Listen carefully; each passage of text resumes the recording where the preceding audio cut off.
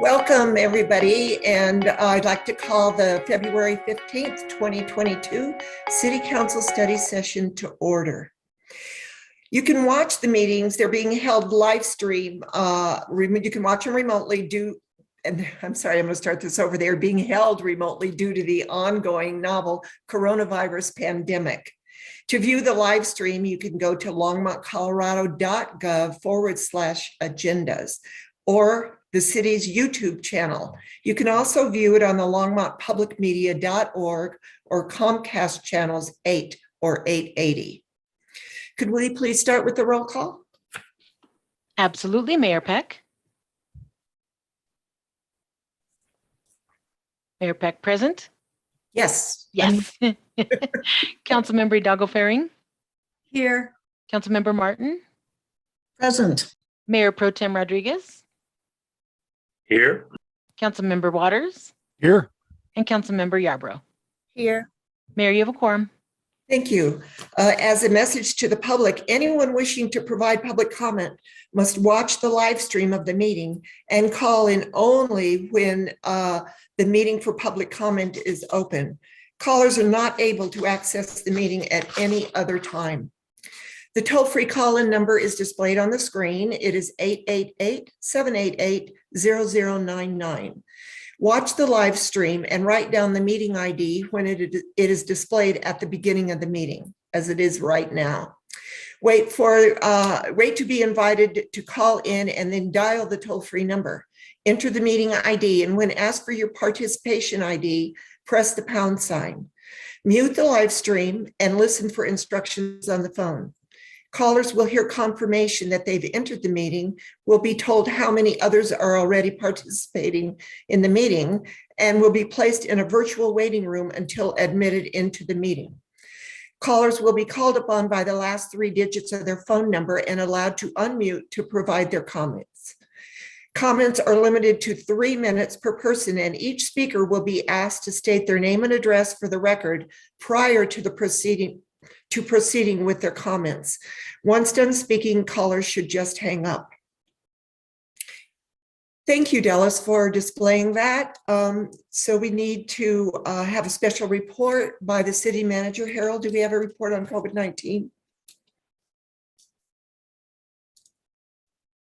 Yes, Mayor. Give me a second to Sure. slides and share the screen.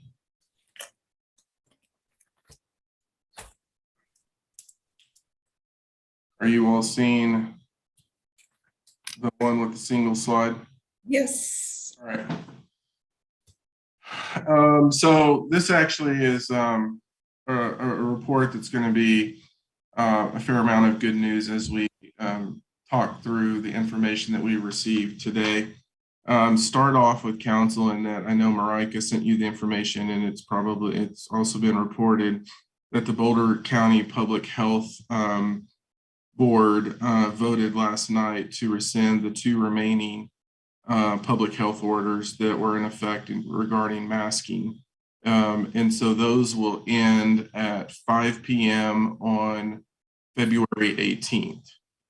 So I'm going to go through some of the data, and then we're going to have some questions for council once we get to the end of this, or once you all ask your questions on the numbers. So key information, numbers are still declining at a fairly rapid clip.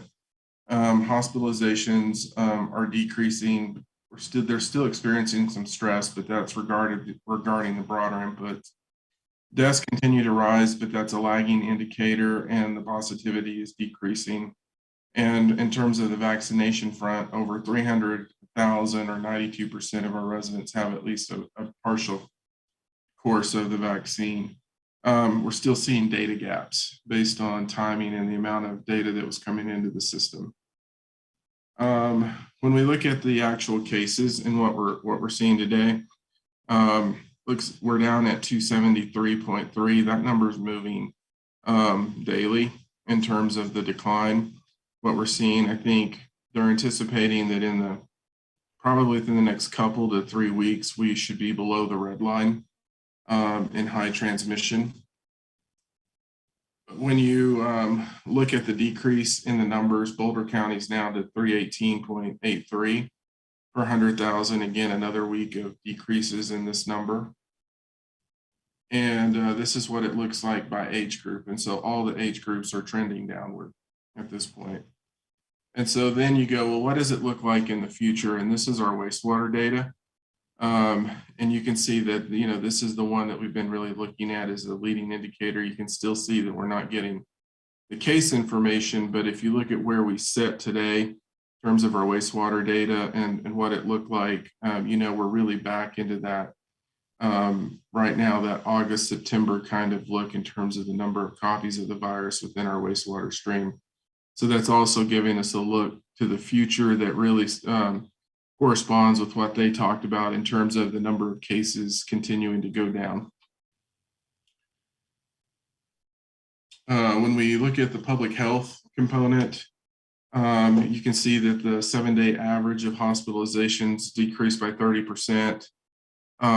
We're still seeing tight staffing, but it is going down. The ICU bed availability is averaging around 10%, which is up a percentage point. And med surg beds is holding stable. 11% of the available hospital beds are occupied by confirmed COVID patients. So that was 20% last week. So that's where we're seeing those numbers all trending downward. And then the 7-day average of 30 pediatric confirmed hospital cases. Again, this is just a graph so that you can see kind of what's happening within the hospital world. And then when we look at vaccination, one of the things that they talked about in the meeting today was really, if you look at this first category, number of people, 73,000 with one course, 229 with full course of the vaccine. So that's that 300,000. So when you look at the percent of the total, 92.4%, and it's 96.4% of the eligible population. And so what that really means is this was a big data point for them as they were talking to the Board of Health last night. And it's really just the amount of people that have been vaccinated in Boulder County. They did talk about how they, I guess there's some delays in vaccine for the youngest group, the youngest population, and they were talking about maybe continuing that, but the board decided not to on it. So where we are today is that basically there are no more public health orders from Boulder County Health. And so the question for council really is, we talked about what does this look like in terms of council meetings. And so before we go there, I'd be happy to answer any questions on the data, but also wanted to get council's opinion of when you all want to, do you want to go back in person? And if so, when do you want to go back in person? And what are some of the triggers that you're looking at?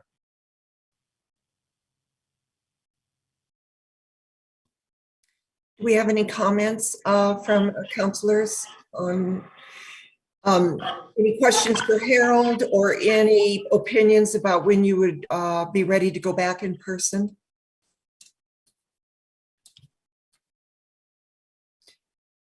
Harold, it looks like we are back where the numbers are down where we were in person when we were holding them in person earlier this year. Am I correct in saying that? We're getting there. Okay, we're not quite. We're heading there, but we're not quite there. Okay. But I would say, based on what they seem to indicate, I think within the next 2 to 3 weeks we should probably be there based on the trend. Okay. Seeing in the wastewater data, we're still in high transmission, but we're dropping down pretty fast. Okay. Councilor Martin? Yes, I don't see how Boulder County could have done anything else but what they did, given that we are the last county with any mandates above what the governor has expressed. But I believe the last time we talked about it, we wanted to get below the red level before we began reconvening in person. I would like to give it a couple more weeks of online just to see if we can get there. Because it's not just us, it's, the people who come to the meetings. I'm eager to get back in person because we are not getting the number of callers that we would get, the number of speakers if we were in person. But I also want to think about the health of the public. And so I would say, let's give it till the end of the month and decide then. Okay, Marcia, Councillor Martin, do you want to put that in a motion and we can vote on it? So moved. Okay, is there a second for that? I'll second. Okay. It's been moved by Councillor Martin and seconded by Councillor Waters that we continue virtual meetings for a couple more weeks. All those in favor, please raise your hand. All those opposed? Okay, it has been moved by Councillor Yarbrough, myself, and Councillor Waters and Martin that we continue virtually, and against opposed were Mayor Pro Tem Rodriguez and Councillor Hidalgo-Ferring. So I guess we'll stay a couple more weeks. Councillor Hidalgo-Ferring, do you have a comment? Yeah, actually, I do have a question. And then, I guess, since it passed and, I'm not going to explain why I voted the way I did. But, I wanted to ask about one thing that came up in conversations I've had with families the last couple of weeks that I really couldn't answer was, folks wanting to know, as far as side effects with the vaccine among kids. Right. I'm hearing more and more parents who've kind of held back from vaccinating their children because they weren't sure of, of any side effects. I was listening into the meeting and then I got cut off. My Zoom on my phone, I was trying to do it on my phone and I got cut off and I couldn't log back on. So, I was just wondering, was there any conversation around that component? Are they tracking numbers? So I think the answer is yes. And it depends on the actual side effect that you're talking about. And so we brought in a physician in my all city calls that I do that he kind of talked about that. And, the question came up regarding cardiomyopathy. And because that was one of the issues that they were seeing in younger age groups. And he actually did, I can't remember the numbers exactly, but I will kind of talk you through this. He did a good job of explaining it to say, yep, there are side effects potentially with this. But when they looked at cardiomyopathy, at least when they had the numbers then, it's basically you are much more likely to have an issue with cardiomyopathy as a kid if you got sick versus if you received the vaccination. And so so really it's a range of what it is, and it's a risk based on each one of these individual components. And we can try to grab that information from you, but generally what he said is, are there risks for side effects? Yes, but there are greater risks for those same side effects if you don't get vaccinated and you get sick. And I think, the thing that everyone's still seeing in all of this is there's still a lot of learning going on in terms of how people are recovering, what they're going through, what are the long-term issues just related if you've got the virus versus if you didn't. And so, but generally that's what he said. And Sandy, I know Sandy's on. If I missed something out of that conversation, you can help me with that.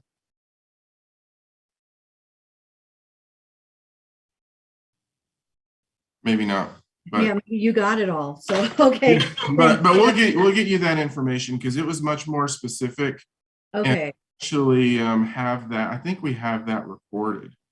Okay, We'll see what we can do to pull that and send it to you, because he did a great job explaining all of those issues to us. okay, very good. So yeah, that was pretty much the only question I had at this time. Right. I was listening in until I got dropped, but thank you. Okay. The other thing that I wanted to touch base with council on this is council set the policy, and we've really been following the policy of following guidance of CDC, CDPHE, Boulder County Health. And so based on that policy direction, we're assuming then that on February 18th at 5 p.m., the masking order will not apply to the organization based on that policy directive and operational directive that we've looked at as we're moving forward. They still are recommending that, if people wear the mask if they're not vaccinated, or these other issues. And so we have some signs that we'll put up. But I wanted to also clarify that with City Council today. So Harold, I know that we are putting this on our own city council and the city employees, but on February 18th, then does that mean that restaurants don't have to mandate? It's for everybody? All public health orders are being removed, and that's where I'm saying our direction has been we're going to remove it. I think, to your point about what you talked about now, let me be clear, there's still some large events where there's still some statewide orders that come into play. And I think that ties with what you all were looking at in terms of bringing more folks together. Congregate living still has some orders that are in place. And so it's not a wholesale removing all of this. It is outside of those specialized categories, it's removed. And one of the things they talked about to kind of point it out is when they created the rule, it was really under Delta, which was much more virulent than Omicron. And so there are distinctions in this that they're looking at. So they're looking at the amount of people that are vaccinated. They're looking at, how people are gathering, but then also Omicron has still tended to be more infectious, but less virulent in terms of impacts, not meaning that there's not. The other one that you will see that there's still orders in play is public transportation. There'll still be a mask requirement in public transportation. So it's not a wholesale removal, but it's generally for the things that the county put in place. That's what will be removed. Okay, thank you for that clarification. Do you have any other things on your agenda that you want to tell us about? No, that was just these two were the big ones that I wanted to make sure I was still in line from your policy perspective and what we talked about, and see where you wanted to go. And what we will do is continue watching it. And when we see it drop below high transmission, we'll let you all know via email. Great. Thank you. So I'm going to go back on the agenda and ask counselors if you have any motions to direct the city manager to add agenda items to future agendas. I don't see any hands, so I'm assuming we don't need to add any items. Let's move on to our special reports and presentations. I'm sorry, we already had that to our study session items. Mayor, I'm sorry. Yes. We need to go back to public invited to be heard. Oh, I'm sorry. I'm sorry. We're all sorry. Yeah, I missed that one too. To the public. Okay, at this time, we have the screen up. If you would like to comment at public invited to be heard, please call in now. The toll-free number is 1-888-788-0099. Thank you. We're going to take a 5-minute break and we'll be back in 5 minutes.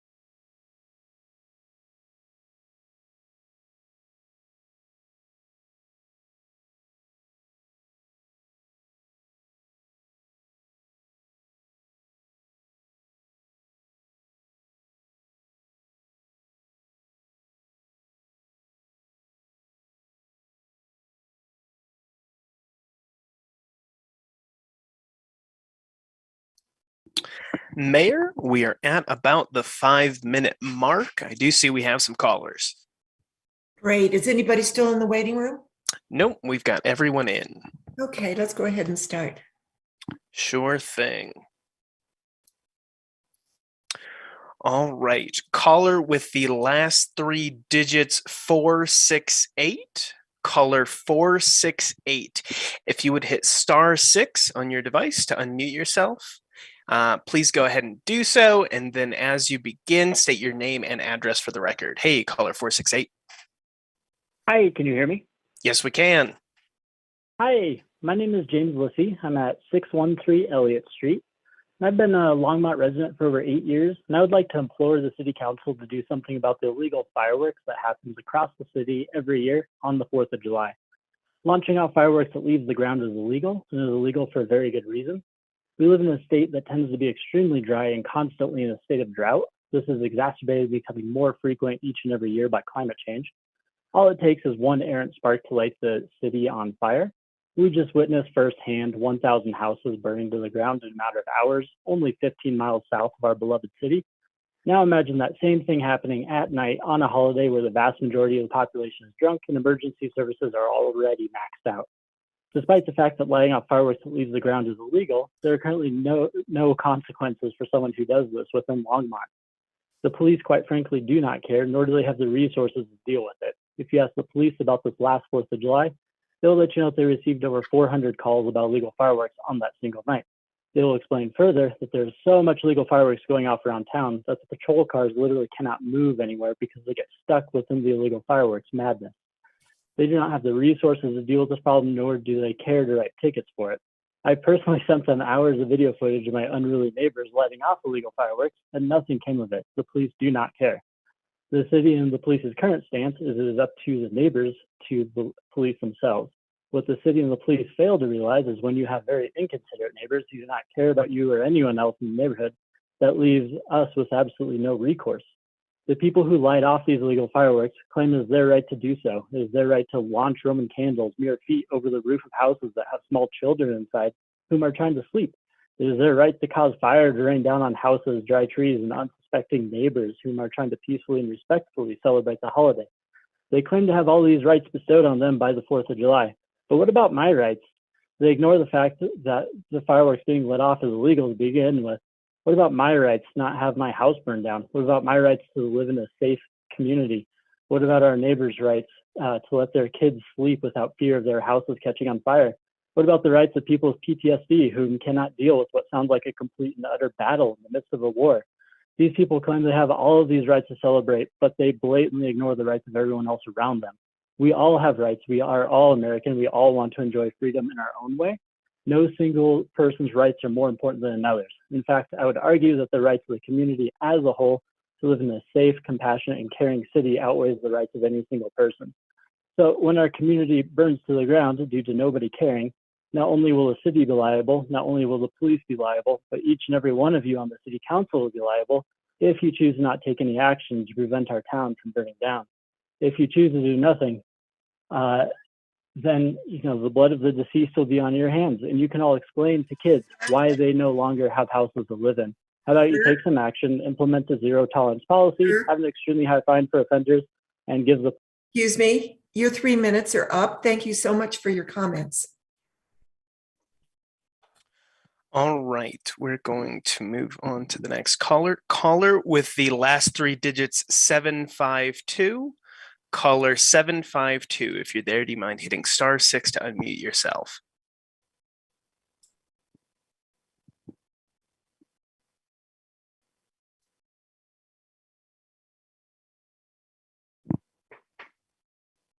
Caller with the last 3 digits 752. If you were there, hit *6, please. Hey, I see you there. Can you hear us? Yes, I can hear. Perfect. Thanks. Should I start? Go ahead. Give us your name and address. With the last 3 digits 752. And do you mind muting your live stream? We can hear that in the background right now. Okay. Hi, I'm Mary Headley. I live at 1615 Bowen Street, and I'm a member of Sustainable Resilient Longmont's Zero Waste Committee.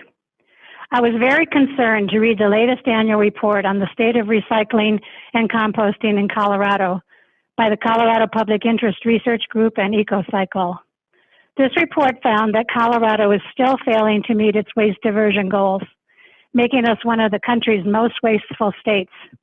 In 2020, Colorado's statewide recycling and composting rate was just 15%, less than half the national rate of 32%. That year, Coloradans buried close to 6 million tons of materials in our landfills, the majority of which could have been diverted, and which greatly contributes to our worsening climate crisis.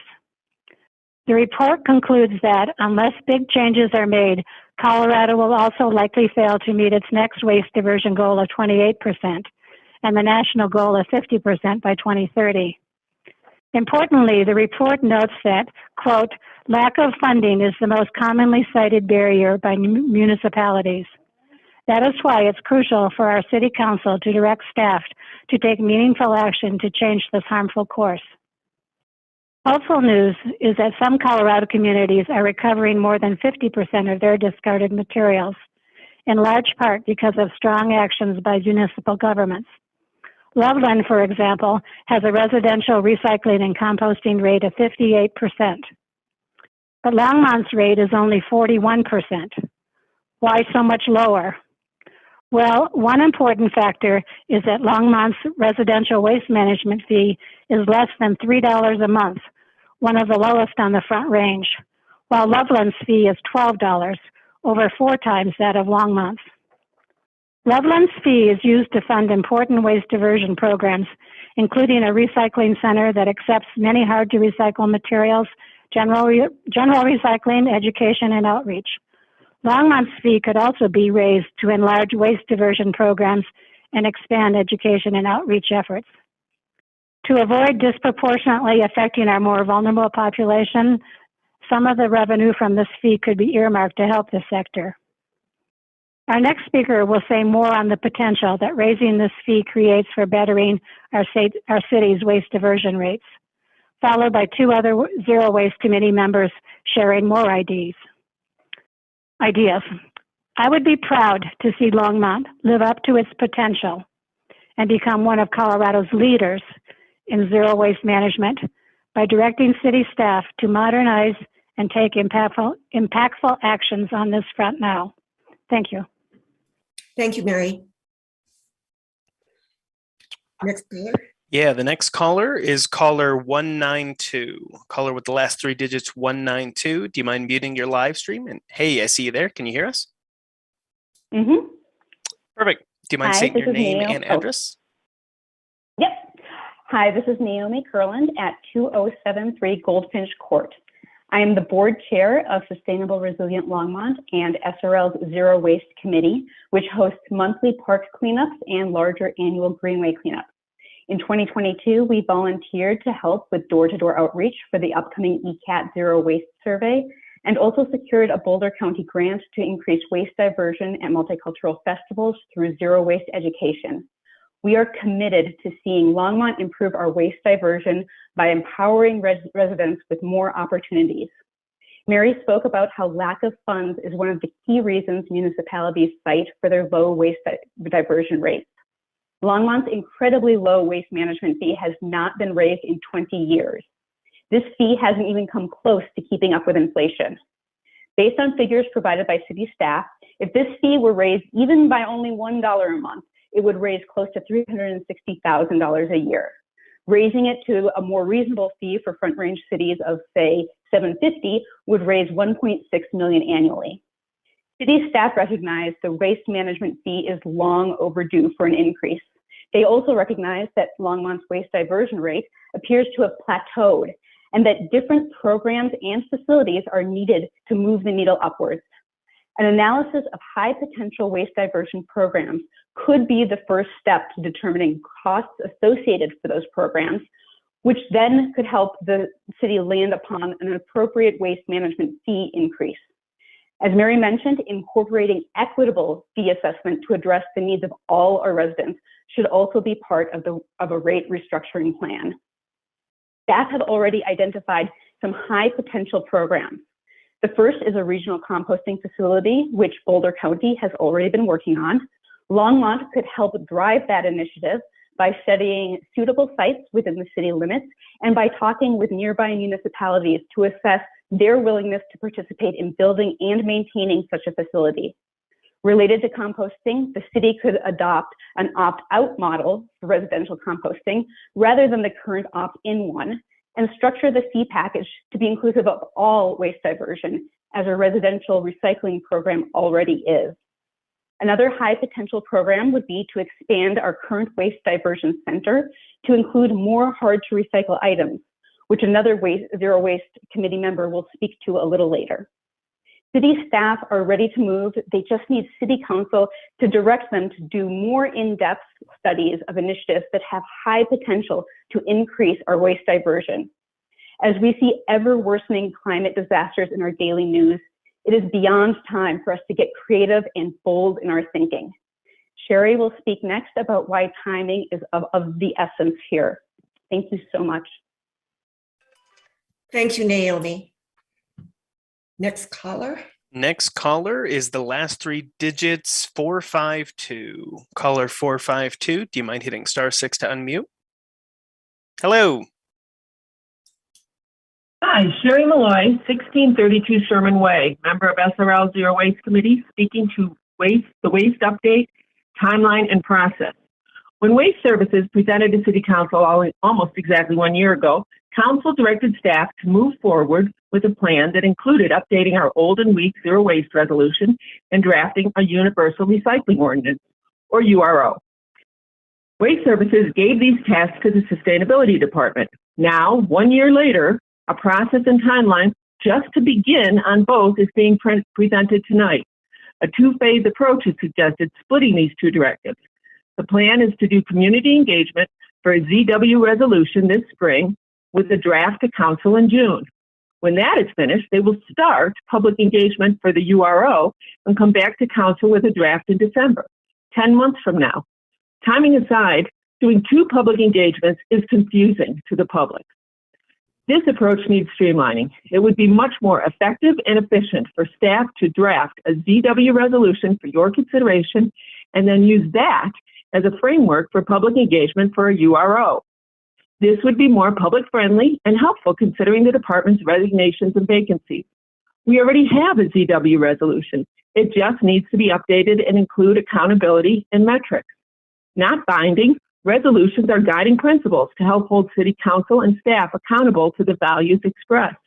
Council approves resolutions all the time for many issues and projects such as climate action, transportation, housing, etc. These important issues didn't require a protracted public engagement process. A resolution to improve our waste diversion should not be required to go through a rigorous, publicly confusing, staff-heavy, and lengthy process either. The draft resolution should be easy to develop and bring back to council for approval in early spring. The county and several neighboring cities have very good resolutions that can be used for reference. If adopted soon, the public outreach for the URO could happen this summer with a draft ready for your consideration by August or September. Using Engage Longmont, Longmont Public Media, both newspapers, Nextdoor, and other social media outlets, as well as offering in-person or better still hybrid opportunities, 2 months should be more than ample time to engage the community about improving waste diversion services and talk about the universal recycling ordinance. Like a ZW resolution, there are many good models for a URO. Our committee has offered to help with the whole process, including drafting language, promoting public engagement, and whatever else is needed. Tonight, we are asking council to direct staff to come back with a draft ZW resolution in 2 months and use this as a framework for the Universal Recycling Ordinance community engagement this summer and return to council with the proposed ordinance this fall. Council taking action to make zero waste a priority aligns with resident values and our climate action plan. Thank you, Sherry. 3 minutes is up. Thank you very much for your comments. And then moving on to our last caller with the last three digits 778. Caller 778. Do you mind unmuting, hitting *6? Hey, caller 778, can Hi. you hear us? Yeah, can you hear me? Yes. Hi, this is Jessica Shaver at 1829 Sweeney Place. I'm a board member at Sustainable Resilient Longmont and member of the SRL Zero Waste Committee, and I'm also a member of the city's Equitable Climate Action Team. Mary and Naomi spoke on how municipal support is needed to improve recycling and composting efforts in our city, and Sherry mentioned our disappointment with the slow-moving but much-needed metric-based update to the Zero Waste Resolution. They all spoke about the need for bold and impactful actions, so I am here to suggest one. In October 2021, the city partnered with Green Grow Recycling to host a hard to recycle event that, even with COVID restrictions, was an overwhelming success, according to the city's own website. However, this highly successful event was quite limited regarding what items were accepted, mainly limited to large electronics such as TVs, computers, and printers. We would like to see the city increase the number of hard to recycle events and expand what items are accepted. While we recognize that many large items such as plate glass or large household appliances like refrigerators pose logistical issues for these events, there are many small household items that can and should be recycled, such as textiles, yoga mats, fire extinguishers, and outdated media, such as CDs, DVDs, and VHS tapes. These are all materials that EcoCycle can process at its Boulder Center for Hard to Recycle Materials, also known as CHARM. There should be regular hard to recycle events, not just 1 or 2 a year. Also, partnering with EcoCycle could enable ongoing hard to recycle collection at the Longmont Waste Diversion Center. And if needed, the city could support these programs with a per car fee of $3, as is already the case at the CHARM facility. Increasing the number of hard to recycle events affords the ability to engage the community in outreach and education about recycling and composting, something that is desperately needed for the city to meet the zero waste targets that will be outlined in the updated zero waste resolution. Many residents, including myself, are regularly confused about what items belong where, and hard to recycle events would provide a great opportunity for clarifying our confusion with something as simple as flyers. For example, the October hard to recycle event taught me and other members of the Zero Waste Committee that we can recycle paperback books in our curbside bins. Who knew? In conclusion, Council must act now to increase the city's waste diversion efforts. We've presented several ideas that Council can direct city staff to implement now to improve recycling and composting. Increasing our low waste management fees with consideration of low-income residents, pushing timelines forward for the updated zero waste resolution and universal recycling ordinance, and expanding the hard to recycle materials events and opportunities will all move the city closer to achieving the zero waste future that is necessary to curb the worst of climate catastrophe. Thank you. Thank you, Jessica. Do we have anyone else, Dallas? That was our last caller. Our last caller. Thank you. Those were exceptional recommendations. So let's hear what the Waste Services Program actually has to offer. Is this Charlie Kamenides that is going to do this Waste Service Program update? There you are, Charles. Mayor and Council, I think Bob Allen's going to launch us off in this presentation. Okay. Bob, are you there? I am here. When we are ready and have it queued up, we are ready to move on. Okay, great. Thank you. Hey, Bob, do you mind turning on your camera for me? Perfect. All right. I am Bob Allen, Director of Operations and Public Works and Natural Resources, and want to kick off our discussion tonight of our Waste Services Program. Could you move us to the next slide, Dallas? Help. So we began this discussion in 2020. We were looking to kind of update waste services, look at what program needs might be there for the community, what services are desired. And to that end, we kind of started with an open-ended discussion about what we could do to improve the program overall. We, in 2021, working with council, came up with 4 key areas that we were working within. You heard a lot of them just recently in the public comments, but those 4 programs included looking at our education and outreach and specifically the Green Star school program educational component, looking at at least interim options for hard to recycle until maybe possibly we could look at a facility that could take a broader range of hard to recycle items in the northern part of Boulder County. Looked at updating the zero waste resolution from 2008 and then universal recycling ordinance.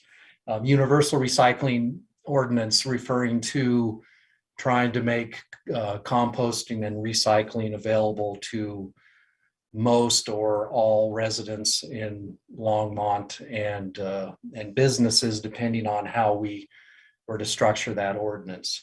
So we want to give you an update on these 4 programs tonight. Charlie's going to talk to you about the education and outreach and hard to recycle.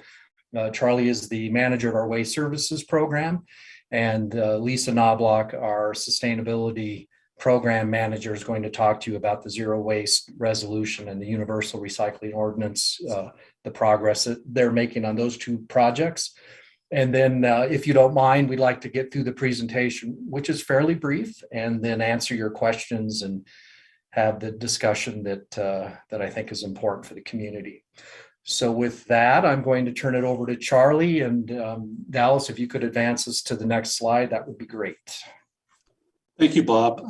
Mayor Peck and Council, Charles Kamenides, Waste Services. Wanted to start the presentation just reflecting on the residential waste diversion for 2021. We achieved a 42% diversion rate in our residential sector. And the slide also illustrates the split between our different size containers. It's a question I get frequently, so I thought I'd share that today. About 57% still have the large container, 32% have the weekly small container, and about 10% have the every other week container. Dallas, next slide, please. The other frequent question I get is where we're at with our opt-in program. So we have about 24% participation with our opt-in curbside composting program. And that seems to be aligning with what our consultant had instructed us or projected when we started our program, looking at a plateauing around 25%. I could say that we're still having customers, residents signing up, but it's a little slower, but we're getting there. We're inching along. We have over 7,000 of our residents who are opt-in. And just as a figure, we've since the inception of our program, diverted almost 10,000 tons, a little over 9,000 tons of compost. Next slide, please. So this is part of the 4 directives, the hard to recycle service that we offered last October. And again, our strategy initially from our discussions was to explore interim options, whether that's doing some setups and some location hard to recycle events, but doing something in the interim so that we can seek and look at those long-term solutions that we were talking about earlier. We did hold our first event in October, and I thought it was rather successful. Next slide, please. As we heard from the public, we did contract with a local company, Green Girl Recycling, and we did a 2-week event as opposed to a 1-day event that held, at a location with people in a line. But over that 2-week period, we did serve over 1,000 households. And the feedback from customers and from our contractor was it really helped to reduce traffic problems. And of course, during the pandemic, having a 2-week event that had reservations, it really made it a little bit more friendly and safer. People felt safer bringing their materials. Overall, at this interim event that we had, we collected over 11 tons of material, and we stayed within what we thought was our budget of around $41,000. Next slide, please. This is just, I don't want to go through each bit of it, but these are the types of materials that were brought to give an example of the material. So it was primarily televisions, flat screens, and computers, but there was a number of hardback books and toner cartridges and bicycle tires and the such. We heard that potentially residents would like to see different materials, and we could explore that as we continue our program forward. Next slide, please. Next thing I'd like to share with you all, if I'm going too quick, just let me know. We partner with EcoCycle, and EcoCycle does a number of school outreaches, as we call the Green Star School Program. And currently, we are serving 11 out of the 27 schools in Longmont and in the St. Vrain School District. And we will be adding 2 more schools to that list this school year. In general, the scope of work at a Green Star school has to do with staff training, parent meetings, and working with student groups at the particular schools. And then EcoCycle as well holds kickoff assemblies that teaches the school as a whole about renewable and non-renewable resources, natural resource depletion, landfilling versus recycling, the impacts of landfills on the environment, proper sorting and container identification. And they like to emphasize as well the uniqueness of being a zero waste school. So I think this is a really great program, and we look forward to continue working with EcoCycle to add more schools and continue to teach the youth about the recycling, and hopefully they can take that home, and then that works as well at the curb. Next slide, please. Mayor and Council, that does it for myself. I'm going to turn it over to Lisa Knobloch, and she's going to carry us through to the work being done for the zero waste resolution and some conversation around the URO. Lisa?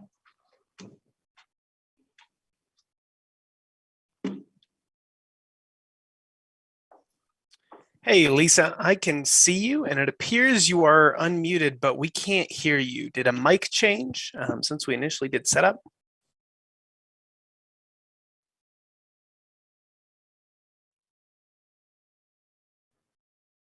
Can you hear me now? Yeah, we can. Okay, sorry. I have my headset in. Hopefully the small ones in the background will be quiet. I apologize if it gets noisy. I might mute for a second and I'll come back on.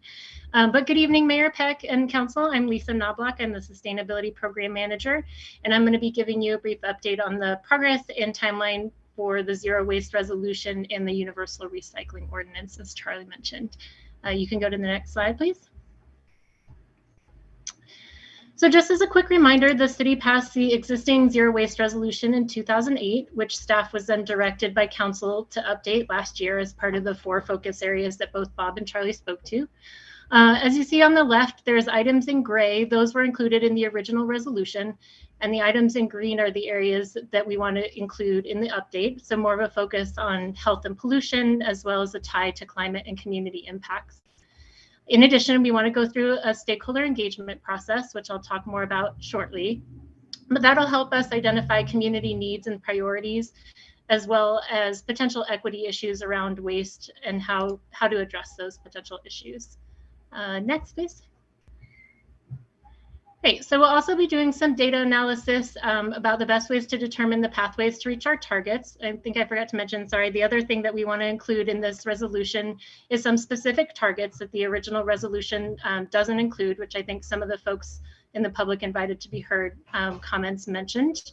So we want to go through a stakeholder engagement process to help us identify what those targets should be. And we'll also be doing some data analysis to determine what are the best pathways to help us reach those targets. And then all of this work will not only help us build out the content of the resolution itself, but we'll also create buy-in and support for next steps, including the development of the Universal Recycling Ordinance. Next slide, please. So our work is guided by 3 primary principles, and that's that everybody lives in a clean and safe community. We want to increase access to recycling and composting for everyone. And then, of course, that reducing waste also supports our climate action goals. Next steps, please. All right, sorry, next slide. So as I mentioned, community engagement is a really important component in understanding community needs and priorities, as well as equity issues, so that we can really craft both the resolution and an ordinance that adequately reflects those needs and priorities.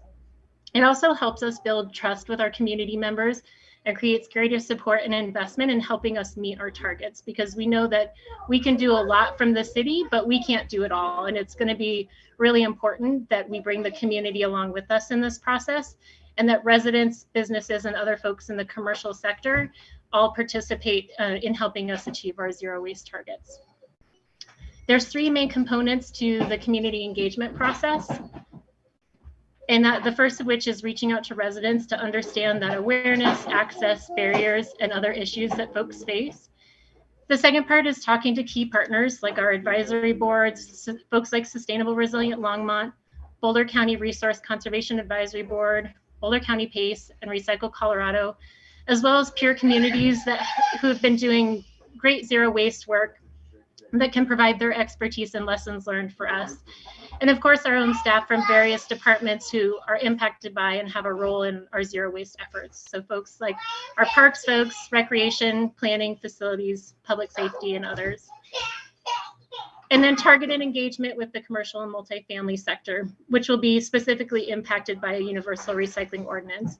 So it's really important that we have these initial conversations with the folks in the commercial sector and engage them really early on so that we can develop a resolution that has both those high-level goals and priorities and an ordinance that includes waste diversion requirements that helps fit the Longmont context and community. And then again, also really helps create that support and investment in helping us to achieve our goals. So I do want to clarify some comments from the public invited to be heard, that we are going through one community engagement process, that we will utilize that feedback to inform both the high level goals and priorities of the zero waste resolution and also the details of the universal recycling ordinance. Next slide, please. So waste is a specific focus area already in the sustainability plan, and this slide just shows the targets listed here. We've already met our household trash consumption target, so we'll be revisiting that when we update the sustainability plan. We're doing pretty well in the residential sector, getting close to meeting our 50% target by 2025, as Charlie mentioned earlier, although he did also mention that our composting rate is starting to plateau at that close to 25%. We've been doing a lot internally, but we're still working on establishing a baseline there. And then our commercial efforts to date have largely been done through our Sustainable Business Program, which has been really successful. But as you can see, we've never had a specific target for the commercial sector. So that's a really big opportunity to include in this process, as we know that commercial waste accounts for about 57% of the waste generated, with an additional 10% coming from construction and demolition. Next slide, please. So as I mentioned, in addition to the community engagement process, we'll also be doing some data analysis, starting with the two scenarios that we identified in our waste life cycle analysis that was completed in 2020, which looked at the impact of waste on our greenhouse gas emissions. So we'll be evaluating possible programs and policies needed to achieve the targets in those two scenarios, as well as costs associated with those options, so that we can bring that back for discussion with council. Next slide, please.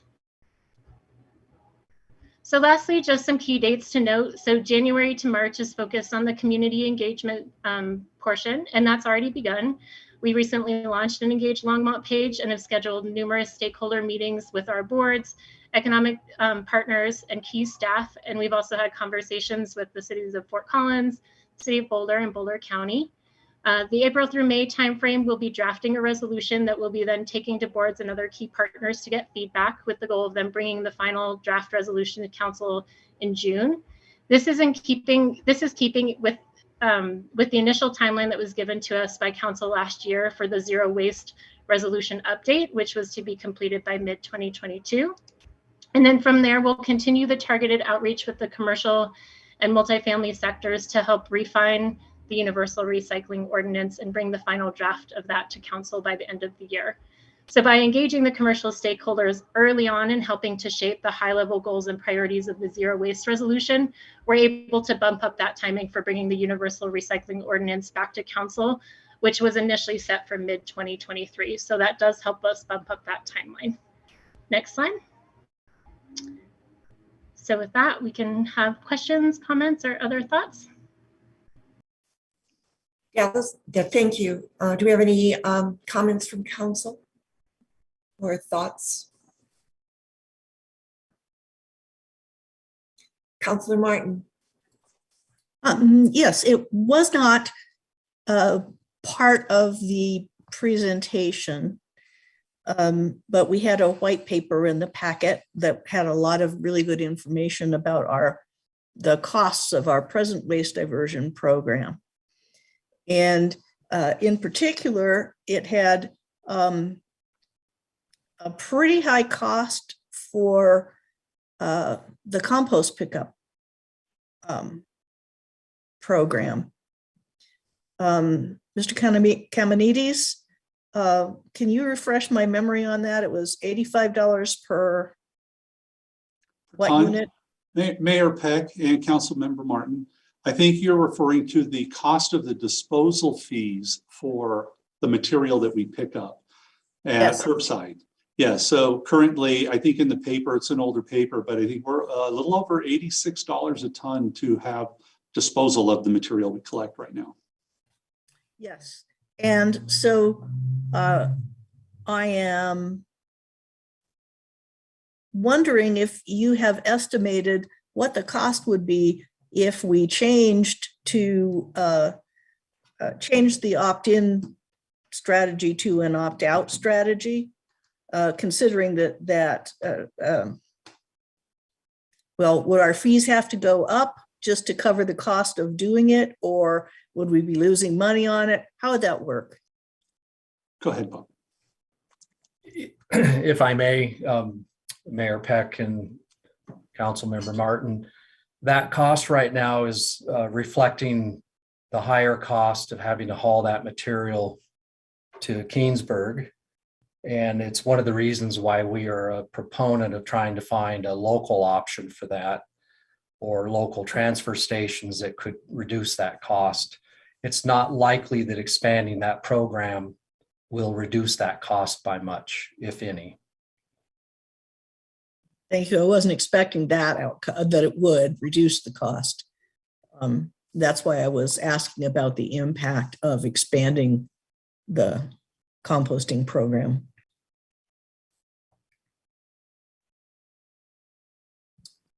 Any other comments?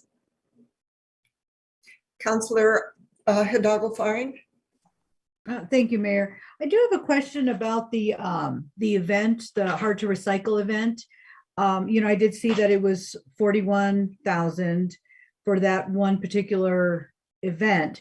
Now, if we hosted, and it was open for 2 weeks, so if we were able to host more throughout the year at a shorter duration of time, so maybe, going for a week or, 4 days or, extended weekend type thing, would that kind of give us the capacity to be able to host more of them throughout the year? What are your thoughts on that? Mayor Peck and Council Member Hidalgo-Faring, the problem with that program is that it is only an interim program. Mm-hmm. So it has limitations as to what we can do financially.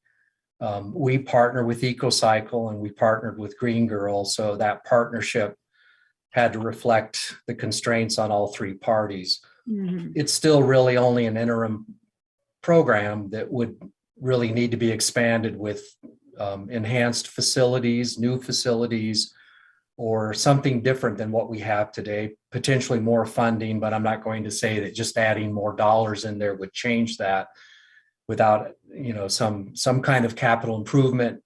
Whoever was to do that, to have a facility in the northern part of the county that could take more. With that said, we do think we can, and Charlie mentioned, we could do more and we can look for some options to improve that program. The possibility of maybe doing that twice a year exists, but we would have to make sure our partners would be on board with that. Okay. Yeah, I mean, that would be something I would support, even if we did the 2 times a year. You think of people who do their spring cleaning and then, towards the end of summer, fall cleanup. So, that might be something that would, be more beneficial to our community and pull things out of the landfill. So thanks.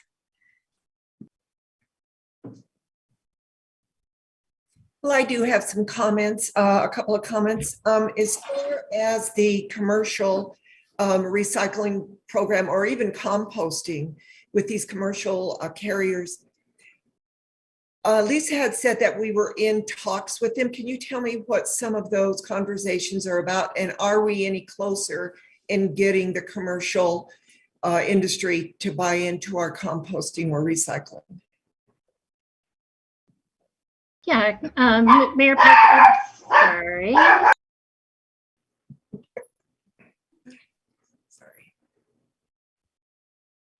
apologize for that, Mayor Peck and council members.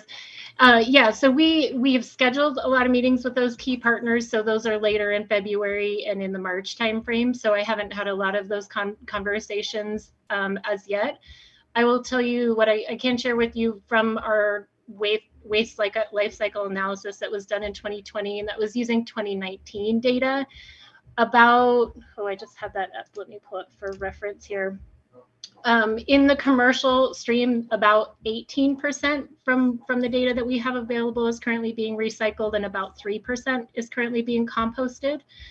So that's some initial data that we have around businesses and folks in the commercial sector that are already participating through private haulers in recycling and composting. As you probably know, we don't provide any of that service. We provide residential service through our curbside composting, mostly to single family homes and some of the smaller multifamily units.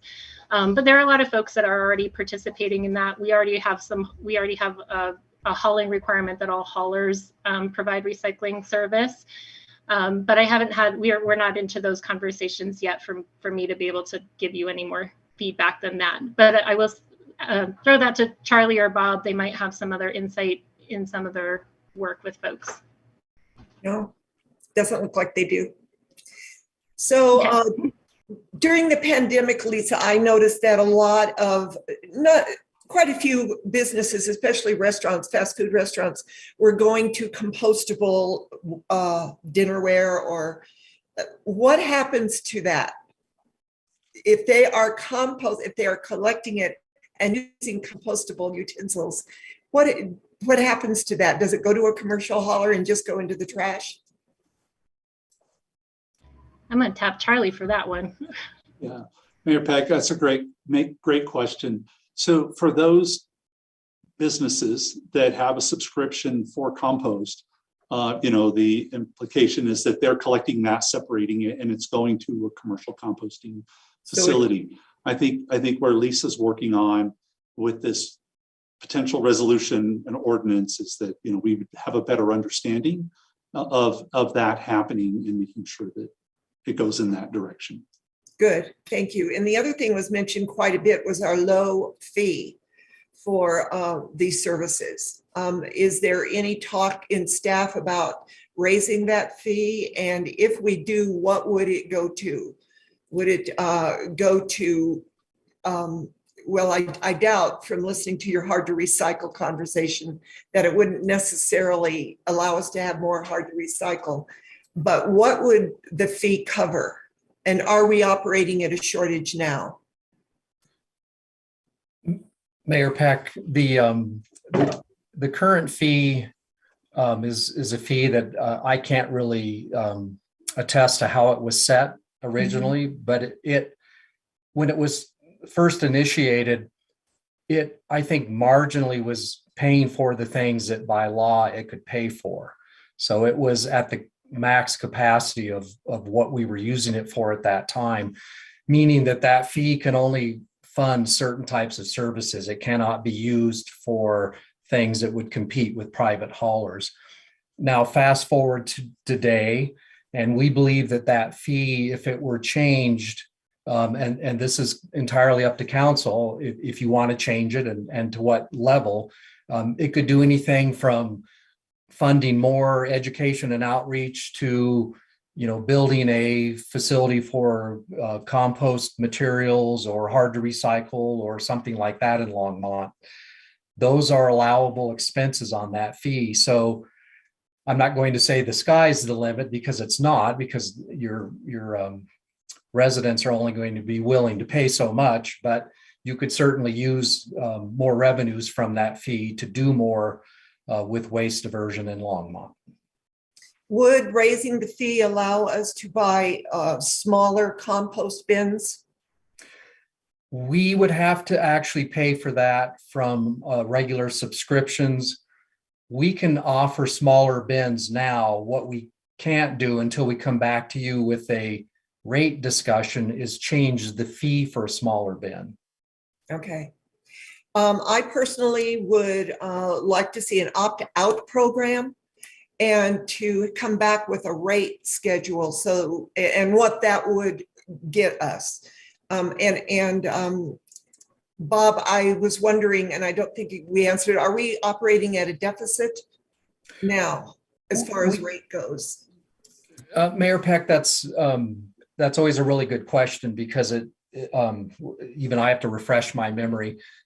We are currently funding the program as it exists today with the revenues we collect. Okay. And we expect that that's going to be true for another year. That will probably not be the case after another year, meaning that within the next year, we need to come back and start talking about rates. At that time, we were hoping to talk about rates, fees, different container options, and I would have to say different strategies for pay as you throw. If you want to really incentivize more waste diversion, it has to be expensive to throw trash away. That's still probably the #1 way to achieve that goal. So we would like to explore with you those options of how you would like to see that schematic maybe change over time. As you remember, the last time we changed rates, we did go to a pay-as-you-throw schematic. We could probably be more aggressive if that's the desire of council. Okay, I just want to make sure that we are reaching our goals and on a timeline that gets us to where we want to go. If we're going to change the rates this is just my thought process. If we're going to change them in 2023, I would like to have the discussion at some point in 2022 so that we are not using 6 months of 2023 to discuss this, that we can move faster in the time frame. And Mayor, we do not need to change rates probably until the end of, probably more like the beginning of 2024, unless we desire to start looking at different systems for how we set our rates. Okay. So if council wants to direct us to start or move that up, then that's certainly your prerogative. As it stands now, we probably would not bring that discussion to you until mid of 2023. Okay, one last question and then I'll call on Councilor Martin. Are we in discussions right now with the county on getting a compost, it was a compost facility in the one that they were discussing failed. But I do remember that it was the old landfill site in Longmont that we had offered up. Are we in discussions with them now to continue that? Or has that been? Yeah, Mayor Peck, they're aware of our offer to use that site or an alternative site that's also nearby. We have not really heard that much from them recently, but the offer is standing. I know that they did hire a new employee who is working toward that end, but we've heard different conversations about whether or not the county wants to do a facility or maybe look at other options. Charlie, if there's anything that I've missed there that's newer than what I've heard, if you wouldn't mind adding that into the conversation, that would be appreciated. Well, thanks, Bob. No, you've covered it pretty well, and I think the county's not right now in a position to move forward with that. And as Bob had indicated, we have the landfill or another location within Longmont that maybe we could look at, but that would be upon direction. Okay, and then we could include them in that conversation. I would like that. Let's move forward if we can. Councilor Martin.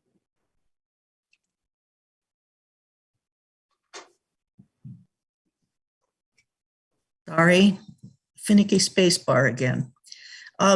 Actually, maybe you should come back, Dale, because this is a question about all of the utility rates. I remember when we vote for rate increases, or Becky, yes. But I tend to be to not pay as much attention as to when they go into effect. So I am wondering which of our utility charges and rates and fees have gone up in 2019, 2020, 2021, and 2022. Because it seems like if you go across that whole span of years, it's all of them.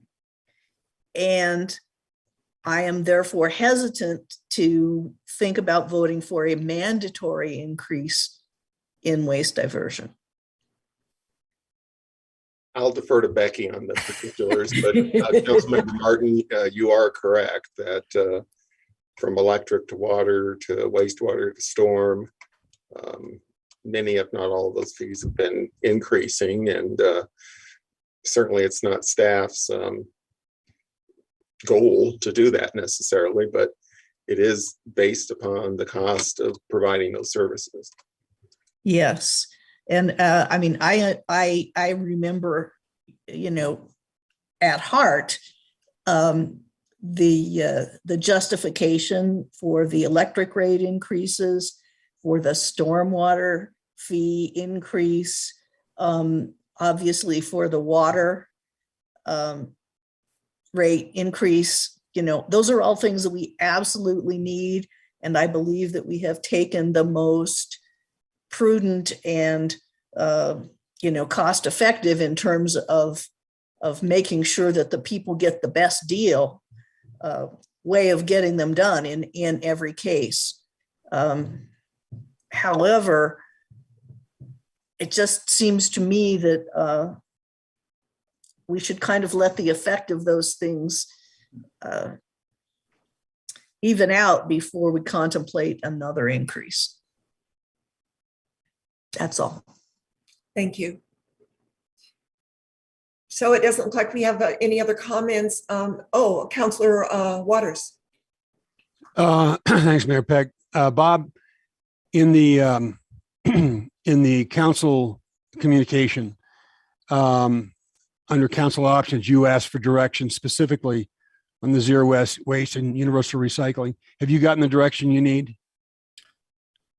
As it stands now, we're going to continue on the path that we presented unless you have an alternate path for us or would like to tighten those timelines. In other words, move them up. But I will warn that that becomes a matter of staffing and the time to conduct some of that engagement. I am entirely sympathetic to some of the comments that SRL brought into the public forum tonight. And we are sensitive to those. We would like to do everything, you know, as quickly as we can. Obviously, we also want to do them correctly, and we want, you know, the time to do that. So that would be an area. If you want to give us alternate direction, we're certainly open to that. And if I may, on the rate discussion, keeping in mind that particularly with the solid waste program, if we can divert more waste, that becomes a commodity. So rates on the solid waste program are a little different than they are on some of our other utilities. If you conserve water and that leads to higher cost in water, you get the benefit of more water in the stream system, but you don't get a financial benefit from that. In solid waste, you do. We can actually, and we are starting to see that commodities market come back up so that we are getting revenues now, and composting is a reusable material too. So even though it does calculate into the rates that our residents have to pay as you throw options along with waste diversion can actually still give our residents an option to pay less if they desire to do that. Well, I appreciate your response. I would have asked if we were going to change priorities and move things up, what are we not going to do that are that's in the plan right now? Because I understand the staffing issues and the turnover rate and all the issues we've talked about in terms of workforce. So I appreciate that response. I kind of would echo what I heard from Council Member Martin. It would really be helpful to get a summary of rate increases across the board over the last couple of years, because I understand the case to be made for increasing the fees and/or rates, given the history here. But we've also raised rates, and we hear a lot about it. We heard about it this week from a resident who was expressing her concern about her utility bill, and we hear it, in other ways. So I'd want to have a conversation about where could you trim fees if we're going to increase another fee whenever that time comes to have that conversation. So thanks. This is good, a good presentation. I would actually say stay the course that you're on.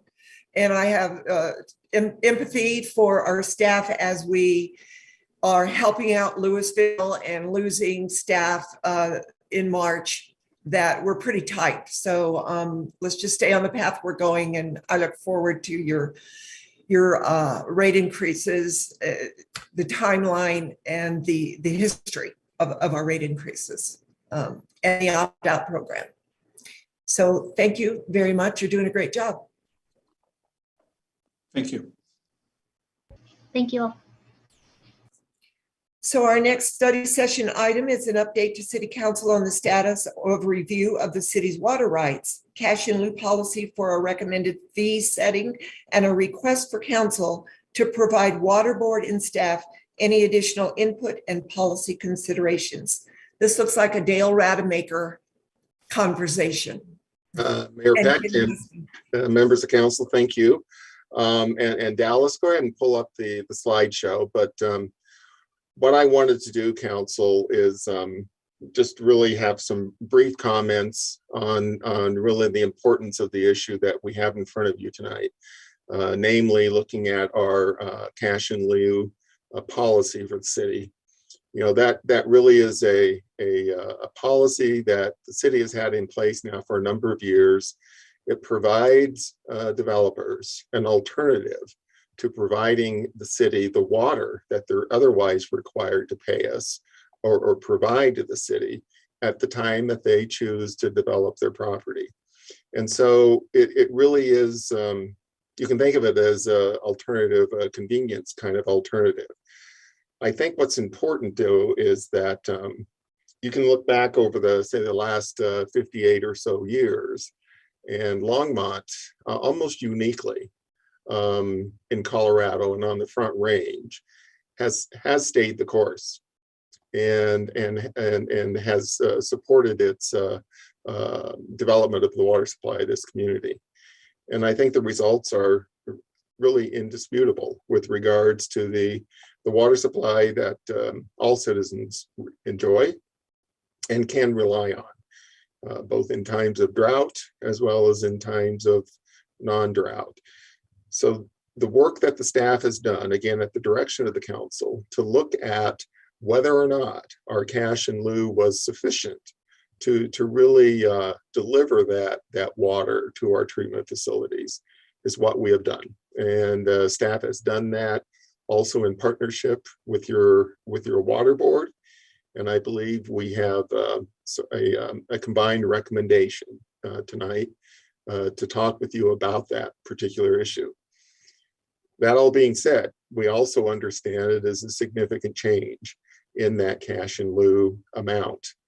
And I want council to keep in mind as we're having this discussion that Longmont also has in place policies whereby we can offset that burden on other council priority areas, such as affordable housing and such as economic development proposals, similar to what you've seen on the Costco proposals that have come before you in recent months. So with that, I want to turn it over to Ken Hewson, who has really sort of guided this process, and he will take you through a brief presentation of the work that the staff has done. Ken? Thank you very much, Dale. That's a really excellent introduction into the subject tonight of our cash in lieu fee. Before we, excuse me, get into the actual fee, our next slide, I would like to present to you basically our cash in lieu history and a kind of a definition. Dale quite eloquently explained really what the cash in lieu does. The cash in lieu in essence is simply a funding mechanism that allows the development community who wants to develop to give cash in lieu of dedicating water. As properties annexed into the city of Longmont as part of the annexation agreement and process, they agree to provide to the city 3 acre-feet of water for each acre annexed into the community. In a typical subdivision or typical annexation, there's usually around 2 acre-feet of water, and it's usually direct flow water. So there's usually around 1 acre-foot of water that still needs to come in. And we really allow the development community to have 2 options. The first is they can go out, there's a very small subset of water rights that are available for acquisition that they could acquire and dedicate to the city. Many times the cost and the time it takes to do that, the developer will prefer to give us cash in lieu of going out and getting that water. And we then are able to use that cash to further our water portfolio. So that's really the what the cash in lieu is. It's not a requirement. It's a little bit different than many of the other fees that are collected in other areas of the city where it's strictly only the fee that moves projects forward. This is really that convenience to the development community. So the next slide gives us our cash in lieu fee history a little bit. As you may recall, Longmont became a home rule city in 1963. And when they did, they formed a number of boards. One of them was the Longmont Water Board. One of their first tasks of the Longmont Water Board was to prepare and adopt a raw water requirement policy. A little bit of the policy, honestly, extended well before then, before the water board's formation, but it was much more formalized once we got a water board. And then one of the first things they did in 1964 was establish the cash in lieu fee so that the option was able to be moved forward. That was informally calculated from 1964 to 1988. Then in 1988, we had a formal cash in lieu fee setting policy that Water Board helped develop, and we've been following that since. And then finally in 2004, both the raw water requirement policy overall and the cash in lieu fee, which is part of the raw water requirement policy, were included in the city code. Prior to that, they were in the code by reference. Then more recently, last year in 2021, City Council asked Water Board and staff to evaluate additional cash in lieu cost factors.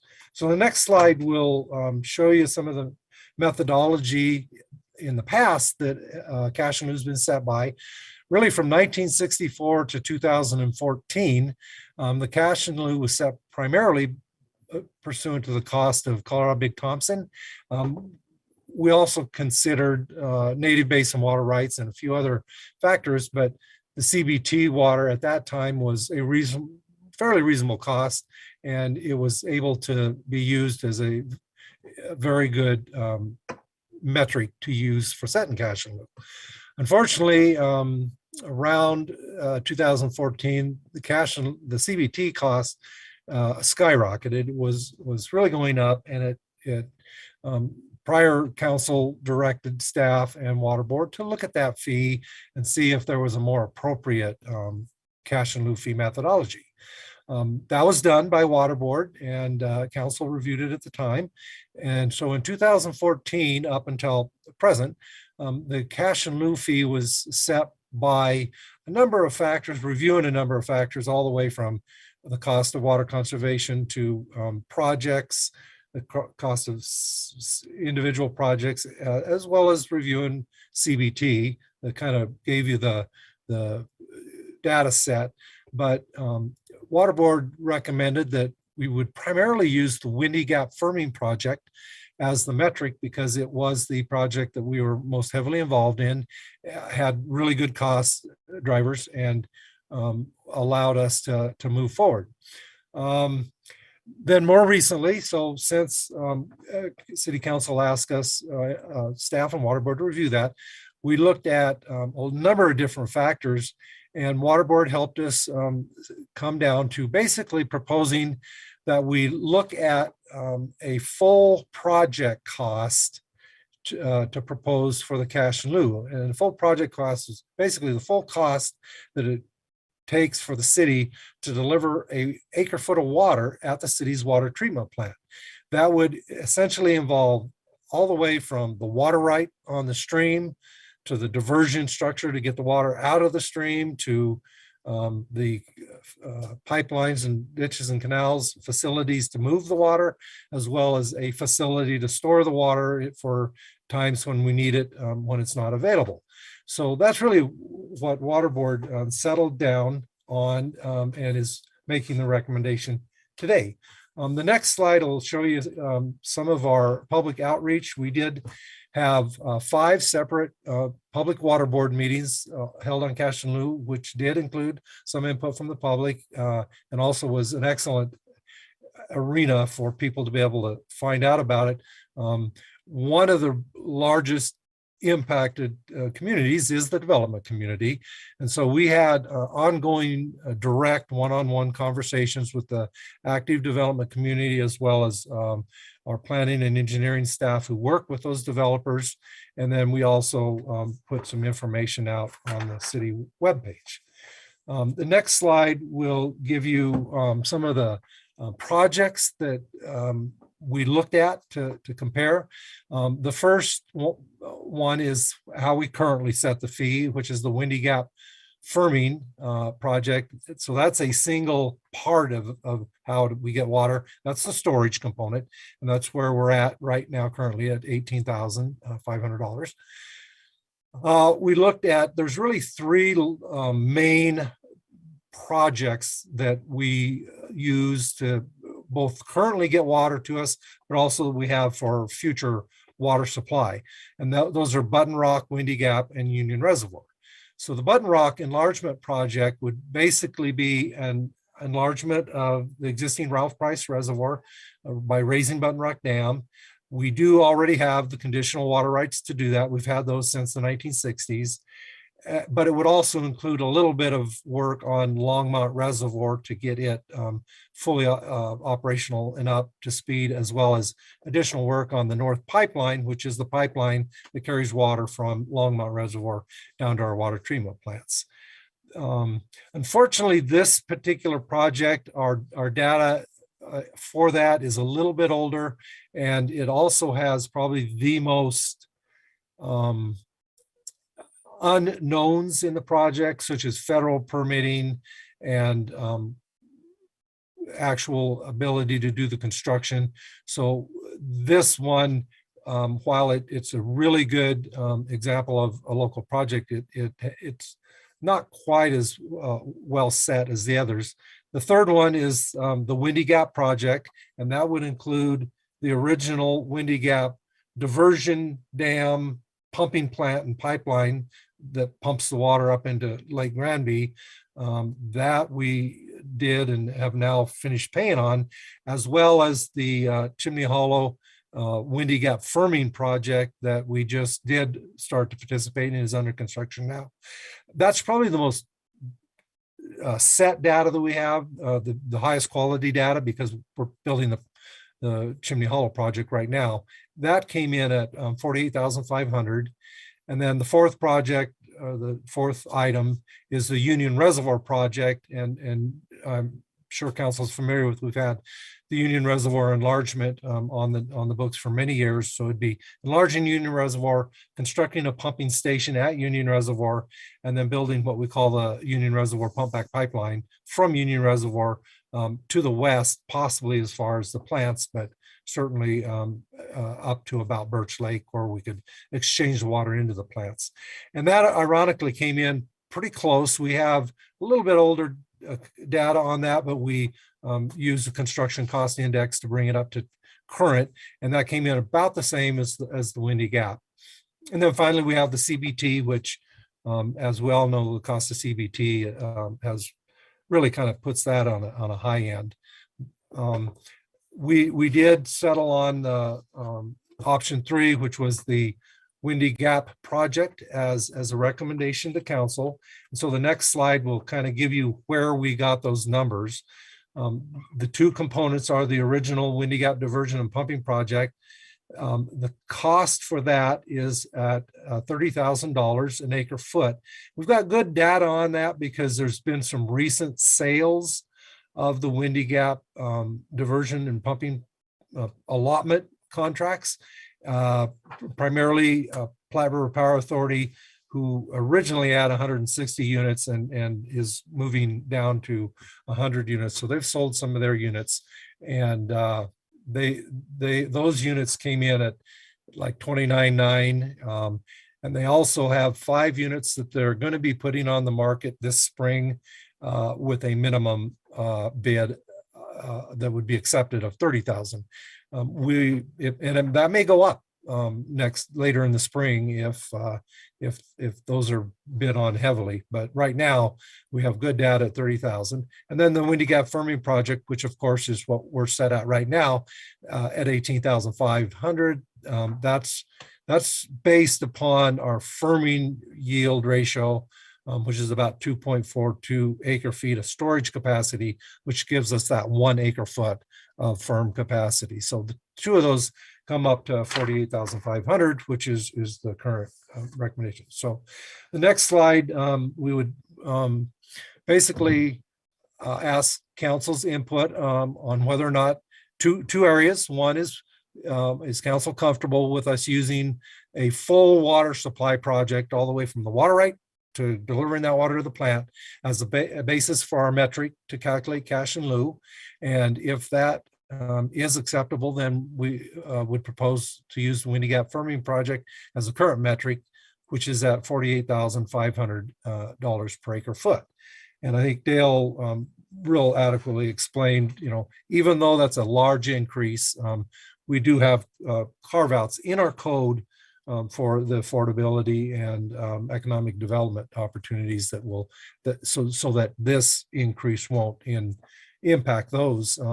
Also in your packet at page 47, we have kind of a summary of some of the other northern water providers' cash in lieu fees. If we were to set this at 48.5, we'd be a little bit higher than some and lower than others. We'd be higher than Loveland, Greeley, Frederick, and Berthoud, but we'd be lower than Fort Collins, Windsor, and all of the water districts. Most of the water districts many of those are really kind of tied in with CBT only, so they set their price on CBT, so they're up in there. But this puts us well up in the matrix of all the water providers, but not at the top and not at the bottom. So if council approves and gives us direction, we would plan on returning to City Council on March 8th with the standard resolution that we bring forward whenever there is a change in the cash and lieu price proposed. And so the next slide, I would like to thank council and the board, council for the opportunity to present this to you, and we'd be happy to answer any questions that you might have.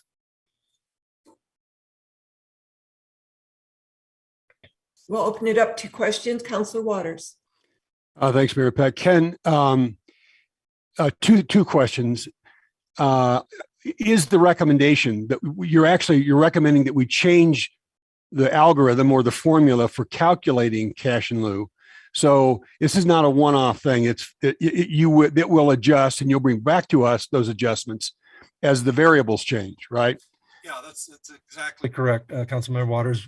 So We going actually- forward, anybody who doesn't have water rights to assign and is going to opt for cash in lieu would pay the equivalent of what it has cost somebody to actually dedicate the water rights. Is that That is correct. an Yes. accurate statement? Last question then would be, just remind me, you referenced Costco as an example where the flexibility in the policy allows us to differentiate for a project like that. What are the circumstances under which the cash in lieu gets applied? It gets applied when, finish the sentence. Thank you, Mayor and Councilmember Waters. The cash in lieu fee comes into play at the time that land is platted. So when land annexes, it has to dedicate all its historical water, the water that's on the land. And then if that doesn't equal the 3 acre feet, then that deficit becomes due, and you can't plat property until you pay that. So it's well into the development planning process, but it's before you're actually out on the ground building, because you can't build if you don't have a plat. And so that's when that happens. And then in terms of a development that would be proposed to be either affordable or economic development, the code has got real specific language of how that's calculated, and that would come before council at the time that were to be proposed.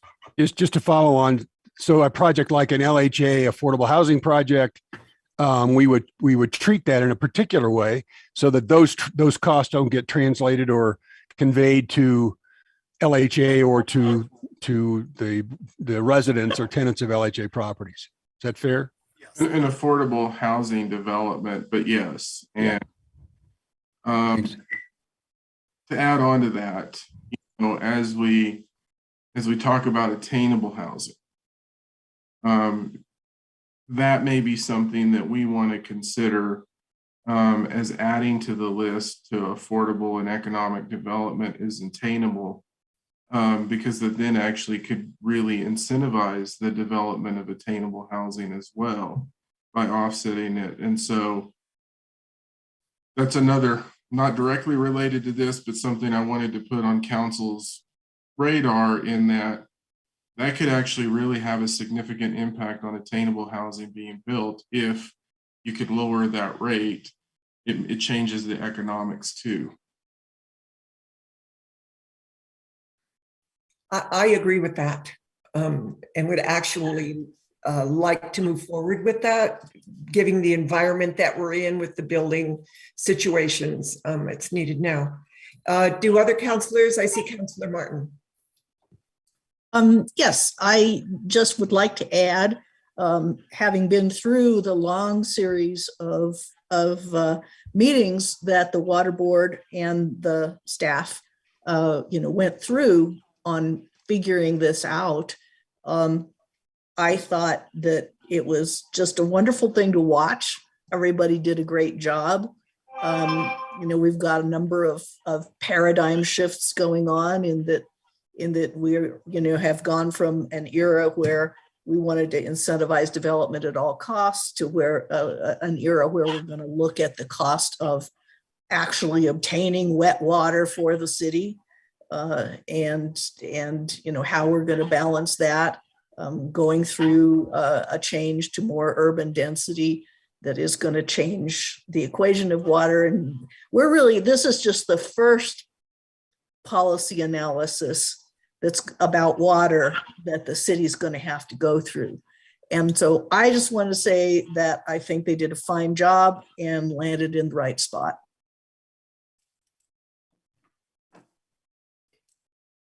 Any other comments? I do have, Dale, go ahead. Actually, Councilmember Yarborough, I'll sit back. Sorry. Go ahead. Okay. Go ahead. Well, thank you. I just have one question. I just want to clarify that back to what Councilmember Waters had mentioned, that if LHA, if you know, the developers develop something for affordable housing and there isn't a deficit, that extra cost won't go to the residents of the housing. Is that correct? The residents of the LHA. But what about the surrounding residents in that neighborhood, in that community? Will they have to pay extra? Will they fill in those gaps? So would that cost be translated to them? So I'm just asking.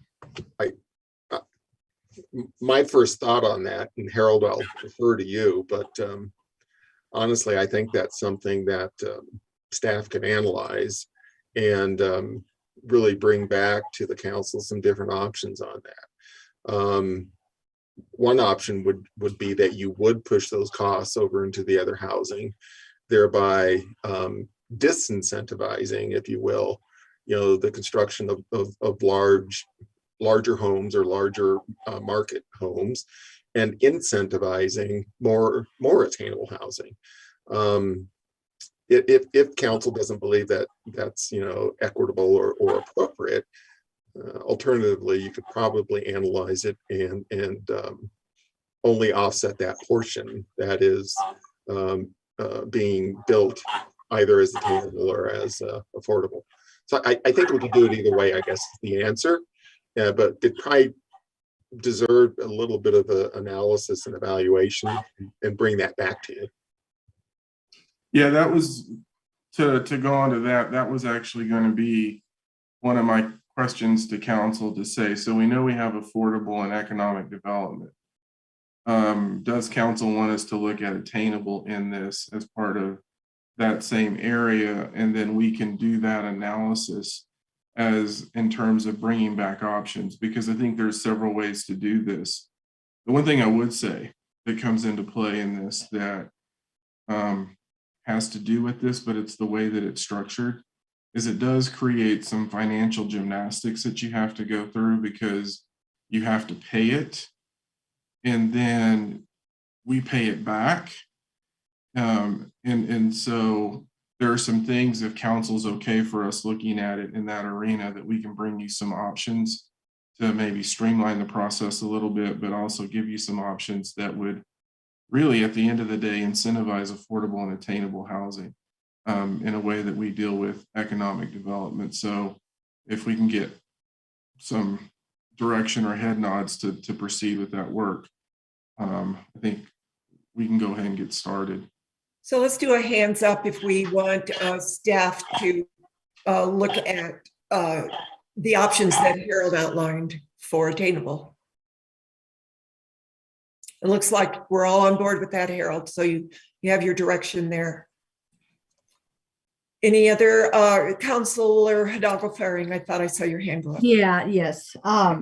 So, no, I do support, if staff can come back with a, variety of options that we can look at. I really want to make sure that attainable housing is included in the mix of, as far as incentivizing the build out of those that bracket of homes. And then I guess I was just wondering, as I was looking through the option description, if we stick with fair market value of the Windy Gap allotment, do we have that flexibility? How much flexibility do we have to offer different kinds of incentives?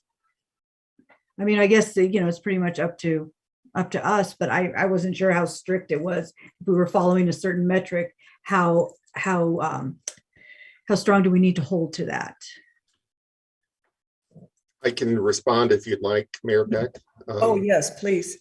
Councilmember Faring, the capacity of the city to offset, if you will, some of these deficits that might be coming forward with affordable or attainable housing, that's really embedded in your long-term raw water supply plan. And there is a set amount of acre feet. It's quite large. I think we'd have to work really hard to use it all up. to put it that way.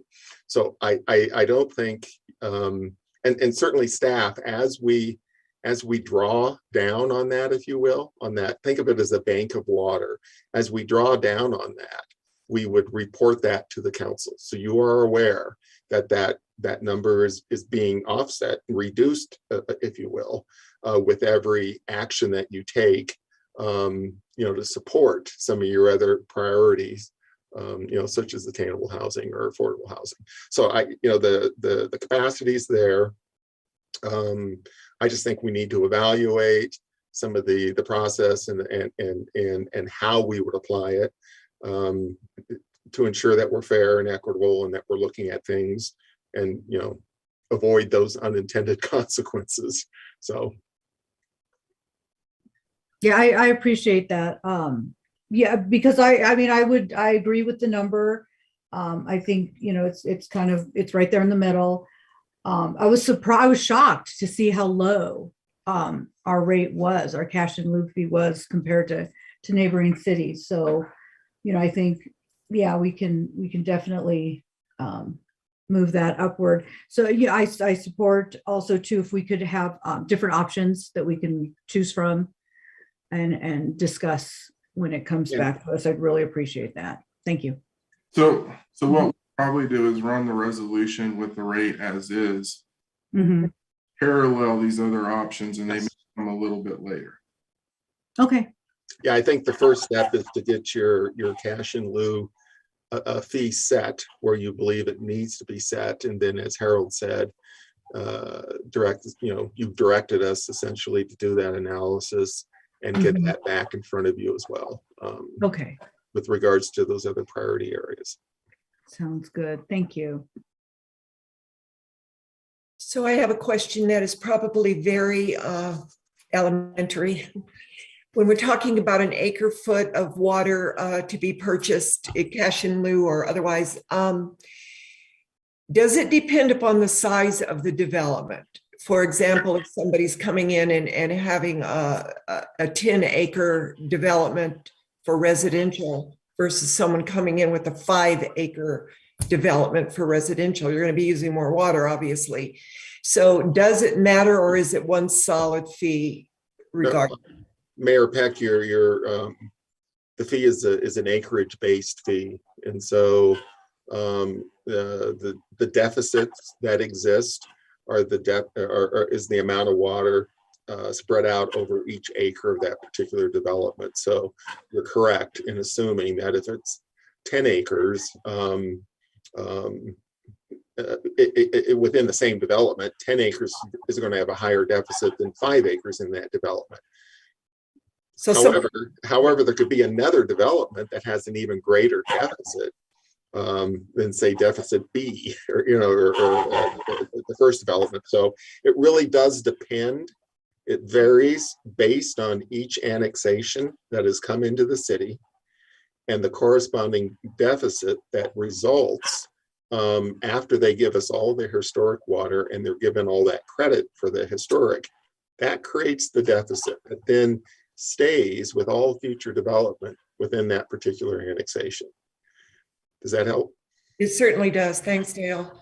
My other question is, if somebody decides they're going to go out on the market and buy their own water, what if they went to your list of rates? What if they went to another water provider that charges them only $29,000 per acre foot?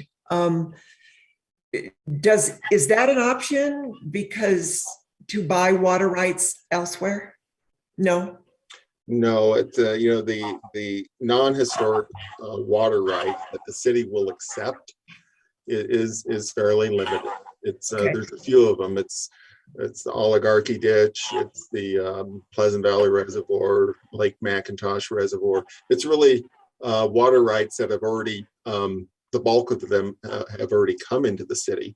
Okay. Our strategy being to have certainly more of those particular water rights come into the city as well. So it's limited. So they can't go out to, say, another water provider and give us some sort of credit. It has it's laid out in code. Yeah. Yeah. And one more comment to Councillor Yarborough's question about distributing the cost in around. Do we do that now? Or is this a new, we don't do that? We don't do that so much now unless the entire development, for instance, in the Costco case, where we have 9 acres, that is the entire 9 acres is affordable housing. That is one where we applied, your policy and offset it. What we haven't done, and that's what I was getting at, will take some analysis, is to try to sort of parse it out within a particular development that say has 30% affordable housing and the 70% market rate. We have not done that, not with the cash in lieu offsets anyway. Okay, great, thank you. Well, it looks like we don't have any more questions or comments, so thank you very much. Do you have the direction you need, Dale and Harold? I believe we do, and we will return, as Ken mentioned, I believe on March 8th, with that resolution for your consideration to set the cash in lieu at $48,500. Perfect. Thank you very much. Thank you all. Good night. Okay, the next thing on our study session items is the discussion and direction to staff regarding a special election and overview of possible items for the November 8th, 2022 ballot. This looks like Dawn's and Harold's discussion. Thank you, Mayor Peck. Harold, did you want to say anything to get started, or you? No. Okay. Dallas, would you please bring up our presentation? Thank you. We have a very brief presentation, Mayor, for the public's benefit, more so than anything. Next slide, please, Dallas. So after the November election and the successful election of Mayor Peck, we had a vacancy for the at-large seat. You all gave us direction to see if we could find a vendor and conduct an election on or before April 5th this year to fill that vacant seat.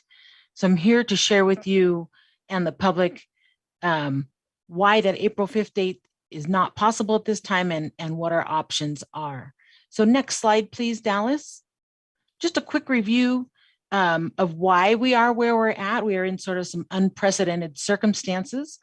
Those kind of 3 big circumstances being the census and the growth in Colorado that has necessitated congressional redistricting that the counties are implementing as we speak early in 2022. So the counties are not available to support our election. That is by and large pretty unheard of. The pandemic is here, as we all know, and there are supply chain issues, namely a big paper shortage that is affecting elections across the country. And then, of course, the staffing issues we continue to discuss. And then also just the timing. The springtime is very busy. Most special districts and many municipalities hold their elections in the spring. So that creates a stretch on whatever resources are out there. So we've certainly come across that. Next slide, Dallas, please. So per council's direction, we immediately put out an RFP, a request for proposal for election services. We had that out for about a month from December 9th through January 6th. And tightly constructed, I would say, our proposed or timeline we thought we could hit, assuming we would find a vendor via the RFP. When the RFP closed at 2 p.m. on January 6th, we had no responses. We did not get a vendor, and we're kind of shocked to see that. So code allows us to then talk directly with vendors, and that's what we turned to do. I hit the ground running and began calling the 3 vendors that the county had referred us to that might be able to help us out, and some others that we turned over through our research. And what we found is, of course, this paper shortage had driven the costs up another 100,000 based over our initial estimate we provided to you all in November. So we did find a vendor who could potentially run or conduct our election, but their estimate went up from 250,000 to 350,000. But they could not conduct signature verification for us because signature verification, which is required in a mail ballot election, as we all know, it is done manually by the county. The vendor was not set up to do that. So we turned to the county to ask if they could lend their expertise, their judges, their signature judges, and help us conduct that piece of the process. And Boulder County came back and said, yeah, they could help us, and gave us an estimated cost to do so for about $40,000. And that took our estimate up to about $390,000. Next slide, Dallas, please. The challenge we found, though, was that the county is only available until April 25th, because on April 26th, they begin conducting the primary election, putting all the processes and procedures in place. Their staff gets to work on the primary. So they are only available until April 25th. Our vendor is very busy right now. The one vendor we found, they would not be available till late May or early June. So we're left with a little conundrum. Their timing did not align. So next slide, please, Dallas. So we wanted to bring back to council just an update on where we were at and ask you all for direction. As we see things, we have two possible options. One might be for us to go back to the drawing board, back to the vendors, back to the county and say, do you have availability sometime between July 31st and October 7th? Those dates are specific because statute allows elections. We cannot hold election within 32 days of the primary or within 32 days of the November election. So sometime in that date, would there be an opportunity that we could conduct a special election? Would the cost still be the same? We would assume so, but we'd want to re-verify that and bring that information back. And then we also realized that staff spoke up and said, we also believe that we will be requesting council to refer things to the November ballot anyway. So we wanted to put all of the pieces of the puzzle as it were on the table for you all. And then the other option would be to schedule an election for November, schedule our special election for November 8th, and then put all of our questions on the ballot as it were. So you can see the cost estimate there. That is a very rough estimate based on what we've seen for coordinated elections in the past and adding a 40,000 increase for paper costs, because we will certainly see increased election costs no matter what we do. What everybody's going to pay paper shortage costs. So that is our kind of our big darn deal question. And I'll just go on to one more slide and then we can come back and hopefully you can help us, give us some direction. So next one there. Thank you, Dallas. We wanted to ask, we also know throughout these conversations, we have talked about, and you all have talked about some of the challenges the charter has constrains us with, like, for example, the requirement to hold the organizational meeting the Monday following the election when results aren't certified, and that can be dicey. So we've heard you talk about the possibility of some charter amendments. Staff has a list going that we've kept for a while. Wondered if you'd like us to prepare that, a list of possible amendments, and bring that back in November or not in November, bring it back soon so you could consider what you might want to put on the November ballot. And then also Public Works and Natural Resources would like to get some direction if the storm drainage revenue bond, would you like them to begin their work on preparing that information, bringing that back to council also for the November ballot? So really 3 big questions. Becky is also here, Becky Doyle, to answer any questions about storm drainage revenue bond. That is not my gig, but I'd be happy to answer any other questions you all have regarding timing, special election.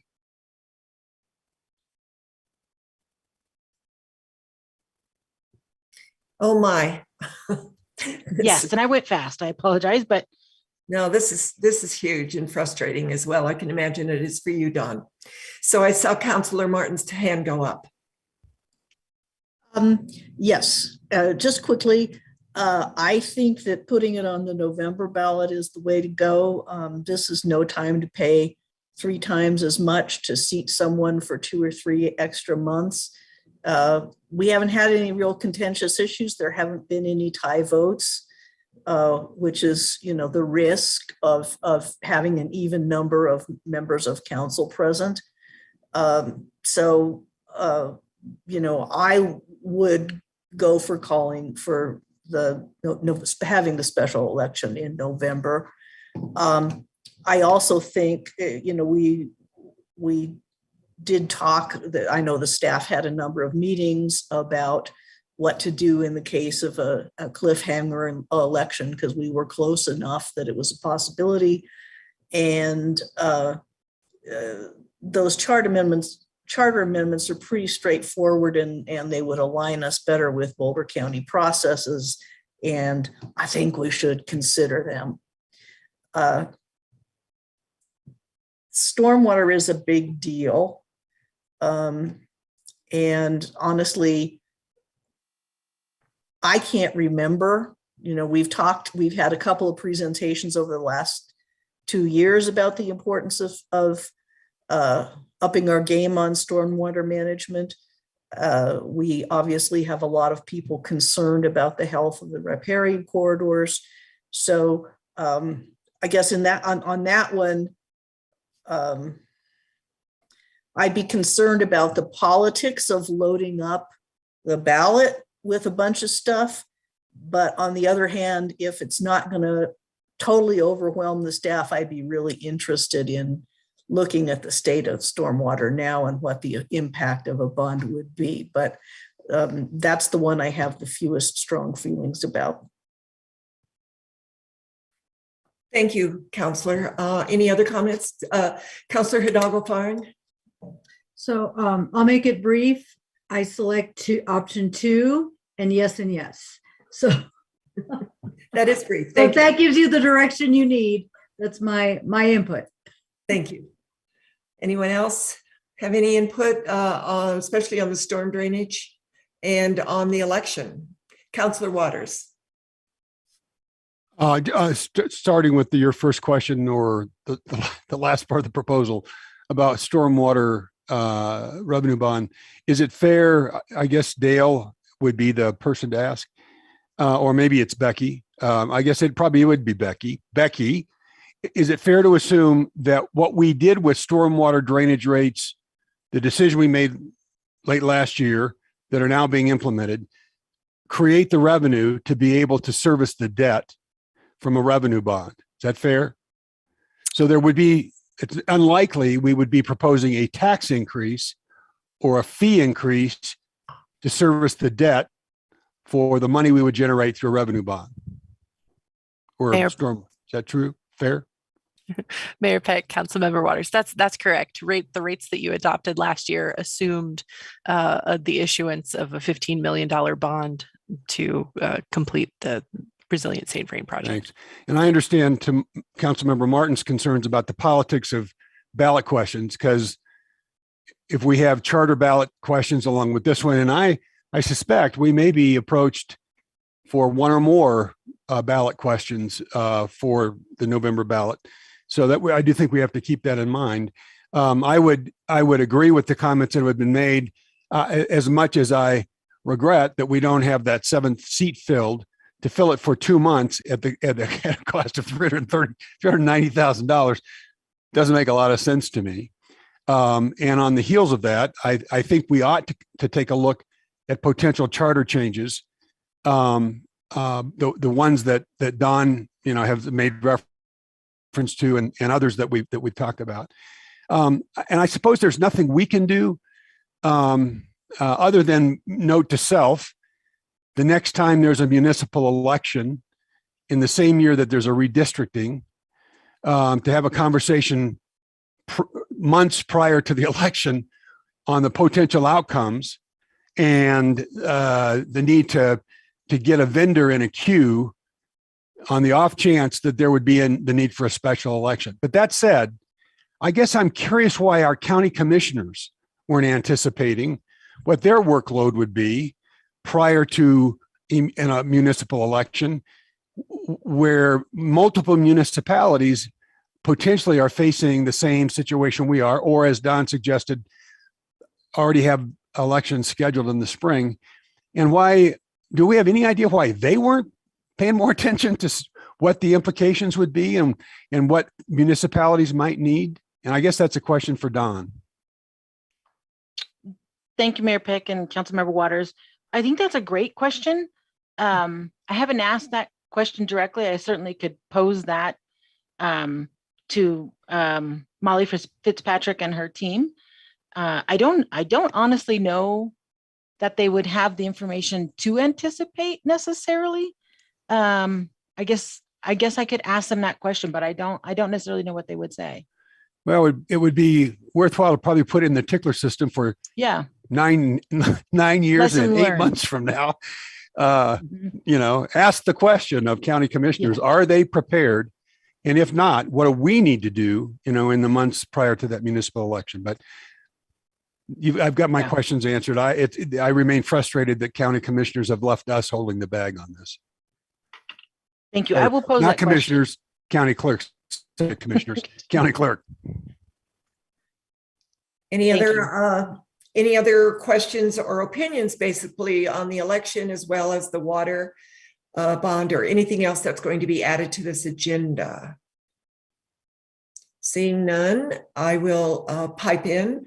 I am also incredibly frustrated, which I've told Harold, that this was not anticipated. The very fact that there were 2 people that the possibility of having a vacancy on this council was pretty high, that both and I'm just going to come out and say it, that our legal department as well as our county clerk did not anticipate that we could have actually been looking for vendors in October, in November, knowing that we were going to have redistricting at some point. So I think it has to be on the election on the ballot as well. But I do know that this is high risk for us, having a 6-member council. Let's see, what else were we doing? On the charter amendments, I'm glad that staff has looked and has a list of charter amendments, because when I look at that charter, some of the things in there are not up to state requirements either. They just don't align with county and state. So my ask is, because some community members have brought this up as well. So would it be okay with council if community members cited some of the things in there and see if they align with what staff has put in as well? As long as we're going to do amendments, I would like to look at the whole charter and figure out how to do that. So Don and Harold, do you think that's an okay option, or would you rather not? You just want to keep it in-house? Mayor, I don't know what Harold's opinion is, but my guess is that we have a pretty substantial list of items besides these election items we've discussed. My guess is that we have already identified, their list is probably on our list, is my guess. So you'd rather keep it in-house? Yeah, if anybody wants to welcome me or email me, I welcome their email and be happy to vet that through. Great. Okay, I'll put that out. Thank you. So I am okay on the charter amendments and on holding the election in November for the vacancy, as well as putting the water bond. When we do that language, though, I would like, make it very clear that this will not raise rates. They've already been raised, because that's always a huge misunderstanding with our voting public. So just to make it clear for staff, can we just raise our hands on charter amendments? Let's start with that. Who want us to go forward and put charter amendments on the ballot in 2022? So we have a consensus there. The bond issue, the water bond, should we put that on? Great. And the ballot initiative. I can't say that because I get so frustrated that we have to do this. So the election to fill the vacancy on the November election. Great. You have your direction. Thank you for all the work you've done on this, Dawn. I know it's painful. So we will be coming back. Yeah, we'll be coming back in the near future with both the stormwater and those charter amendments. And I think if folks want to email Dawn, that's fine. Okay, great. Thank you for that. And most of ours are pretty focused on conformance with state law. Good. That hung us up and things like that. Okay, great. Thank you. Would anybody mind if we took like a 3-minute break just to stretch and get a drink or whatever? Thank you. 3 minutes.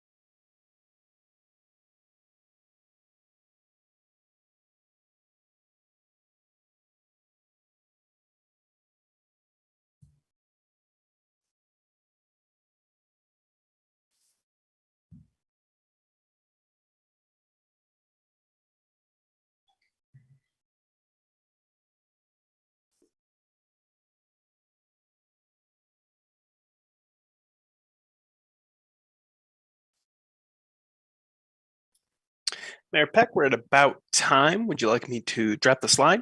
Yes, please. Sure thing. Thanks, Dallas. Looks like we're almost back. We're just waiting for Marcia.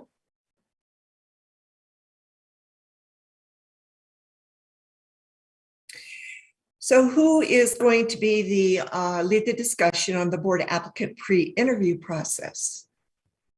Don. Okay, welcome back. We have 2 more study session items. The next one is the board applicant pre-interview process outline. And our city clerk, Don Quintana, will lead that discussion. Can't hear you, Don. You're unmuted, but for some reason. There we go. I have 2 mute buttons, so. Okay, thanks. Double muted. Thank you.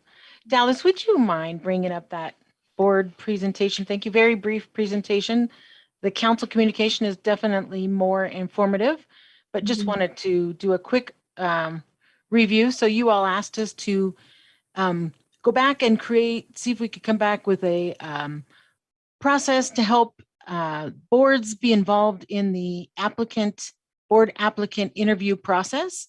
So this is the topic for this presentation. Next slide, please, Dallas. Actually, 2 more slides. So we took the direction you all gave us after the end of year recruitment season. I think Councilmember Waters made the motion. And we went to meet with the staff board liaisons to share with them the idea that clerk's office would continue to do recruitment and accept applications and vet applicants per eligibility, but that we would like to, per council's direction, discuss the idea of inserting board involvement before council then interviewed applicants. So we talked through that with board liaisons, and I would say generally very favorably. They're very excited to be involved and to help with this process. So that was nice to hear.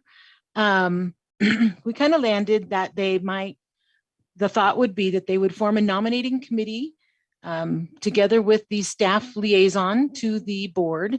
The nominating committee might be two board members of their choosing. It might be the chair and another board member, however each board wanted to do that. But then the staff liaison and the 2 board members would interview the applicants that had been deemed eligible by the city clerk's office. And we talked a lot about how to create consistency there for the applicants, since all the boards are so different. They all have just different mannerisms, different characteristics, different work that they do. So they wanted to ask some consistent questions.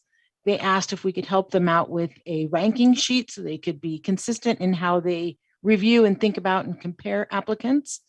They wanted to record those interviews. So if you all wanted to go back and look at an interview, for example, before you did your interviews, or they needed to refresh their memory, or there was a question, we would only retain those per our municipal records retention schedule. And then when they are done with their process, they would recommend 1 interviewee per vacancy. So if there were 3 seats on a board open for appointment, that they would then recommend 3 applicants, assuming of course they had 3 or more applicants for the vacant seat. We don't always get that, but that would be their charge, to whittle down the group to the same number of applicants or interviewees as there are seats available. Get that information back to the city clerk's office, and then we would schedule interviews for council of those interviewees. So it'd be a smaller group of applicant interviews that council would then conduct instead of the whole applicant group. Next slide, please, Dallas. What that really did was it just shifts the timeline. We realized that we want to make sure boards had a full month of time to conduct interviews if this were the way we go, because they meet at different times during the month. So we felt like giving them a full month. So it would tighten up the application period just to a 6-week. We accept applications for 6 weeks. The following week, we would gather vet eligibility and get applications to the board staff liaisons. They would then have the following month to do their interviews and get their recommendations back to the city clerk's office. Then we would schedule the interviews for council, and the rest of it would be the same as what we have done, conduct interviews, and then you all would make appointments at a regular session. So we just wanted to lay out kind of what that timeline looks like for mid-year and end-of-year recruitment, so everybody could see that. But it's a 6-week recruitment period, 1 month for board interviews, and then the appointment timeframe is the same. That would be the same targets as we've been doing anyway. So just wanted to share that with you. Next slide, please, Dallas. And then we got some great questions from the staff liaisons to the boards. They asked if council expected a formal recommendation from the board as a whole, or was it sufficient for the nominating committee to provide the recommendation? That was a really good question. And we'd love to hear your feedback on that. They asked about incumbents. Is it council's expectation that they would interview every incumbent? Or could there be, an expedited process whereby maybe the board provides a written recommendation? This has been a great board member, attends all the meetings, whatever that might look like. And then, of course, looking down the line, they were interested to know if this worked well, if it might be a consideration to later go back to just one recruitment and interview period per year. This was switched very many years ago to remove the long time frame needed to conduct interviews when we did all boards at one time. So we split them out to two times per year. So that question, I wanted you to just be aware of it. You do not need to answer that at this time. We'd first need to see if this process is what you'd like to do and if it works. So just for future thought. And then next slide, please, Dallas. And then the clerk's office, of course, has all the logistical, how do we do this questions. Would you like to interview every applicant that is recommended, including incumbents or not including incumbents? How long would you like your interviews to be? Would you like us to help create questions? Would you like to generate the questions? And would you like those to be virtual or in person? So we just wanted to get the logistical questions out of the way once you proofed the concept. So we did provide a little more detail in the council communication, but I just wanted to give a brief overview for those watching, considering applying for a vacant seat soon. And I'd be happy to take any questions.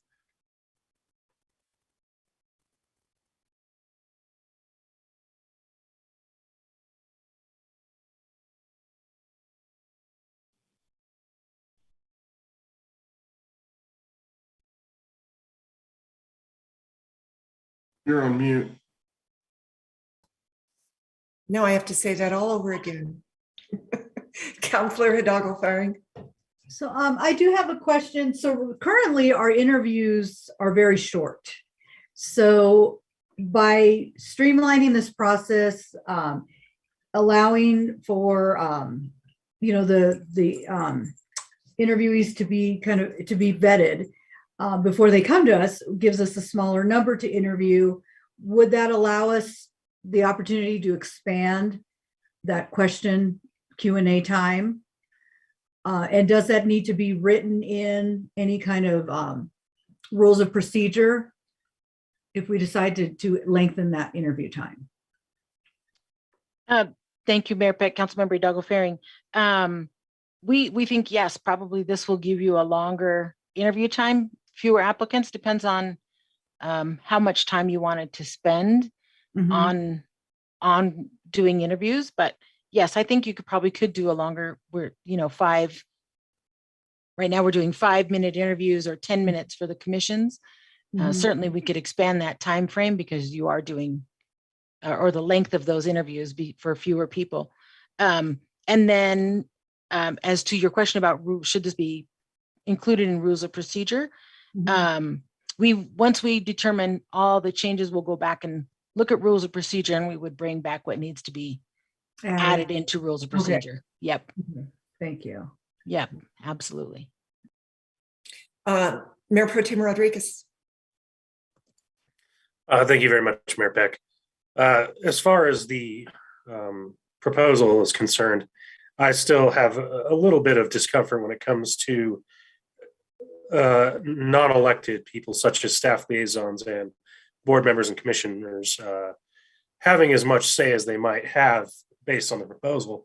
So I would just ask that if that is the way we go, that if a council member would like to say add somebody that was not on the recommended list, but was still a viable applicant in the sense that they got all of their paperwork turned in and did their interviews and was vetted appropriately, that we would be able to add them to our interview list if we decided that, this person was omitted for no particular reason, or that we felt that they'd be a strong candidate, even if the, vetting committee per se did not feel them to be a strong candidate. So that's what I would like to see, is that the council is still ultimately responsible for these appointments. And so the ability for us to alter the recommended lists still be allowed. Absolutely, Mayor Pro Tem. I think that is a great idea. And the board staff liaisons expressed a concern with the burden of that responsibility, if you will, and wanting to make sure that everybody got their fair shake. So I think that that's a great addition, just to ensure that you can always pull forward somebody that council feels should be interviewed. Councillor Waters. So thanks, Don, thanks, Mayor Peck. Thank you, Don, for your work on this along with Michelle. I think what you've done reflects the direction we gave or the request we made, and I think makes way better use of our time in this process and lends itself to better decisions in terms or better matches between what boards and commissions need and the people they get to fill the vacancies. I think I disagree with what I just heard in terms of a council role in this. One of the concerns that we've heard from other council members, current and former council members, is that at some point in time, there was a concern about cronyism and council members, playing out in ways that council members or somebody, not council members, somebody else on boards and commissions were somehow creating a process where they could get their friends or supporters appointed to these positions. I'm a little concerned that what I just had lends itself to that if a council member can decide somebody gets an interview after having interviewed and not passing muster with a board or commission, then a council member can simply say, never mind, we're going to interview that people. I would be strongly opposed unless I hear a clear rationale for that, for the record. I think this puts boards and commissions in exactly the role they ought to be in. Our members, the roles they ought to be in terms of them deciding what do they need and what's the best match between the candidate pool and the recommended folks. We get a chance to interview them. If at the end of the day, a majority of the council believes that somebody's a bad appointment, we wouldn't approve it. That board or commission would have to go back and interview somebody else or more people to get us a recommendation that we would approve. But ultimately, the council has the say, correct, with what you proposed? In terms of the appointment, absolutely. Council Yeah. would make the appointments. Yes. So I think we're still the final the arbiter or decision maker in that process. And I think the way you've laid it out is makes most sense and makes the best use of our time. Thanks. Any other comments? Councillor Yarbrough. Thank you, Mayor Peck. I understand both concerns. Well, first of all, I think that the board should create the list of questions. And I think the board as a whole, I don't know how I feel about a nominating committee. I think the board as a whole should actually be the one to interview as well. I'm not sure about the annual process. I don't know what that looked like before and how frustrating that could have been. But I like the fact that we can have these interviews virtual. I think that we can have more people to pop on next. I don't know. Well, I guess that would be whatever the board decides to do. But I guess when it's our turn, I think virtual will be nice. But then again, I don't know. Body language means a lot. It's important too. So, this was my first time, interviewing someone. So for me, I understand both concerns. I just think that for me personally, I feel like the entire board should be participants of the interview and also create the list of questions. So, okay. Thank you, Councillor Martin. Yeah, my concern is that if the council does need to veto a nomination, which is what it comes down to. The way things are structured is that, there's somebody that just the council says this person shouldn't be on the advisory board, then it means you have to go around in the whole process again.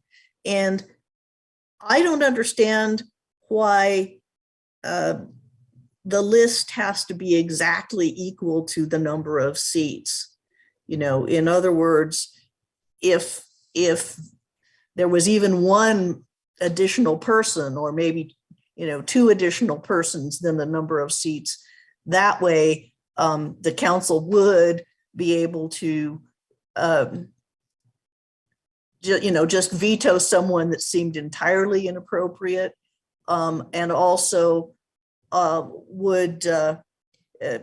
is a phenomenon on some boards where it stacks itself based on a particular agenda that a special interest group has. And, if the council had a little bit of leeway, then that would be something that could be prevented without extending out the process. So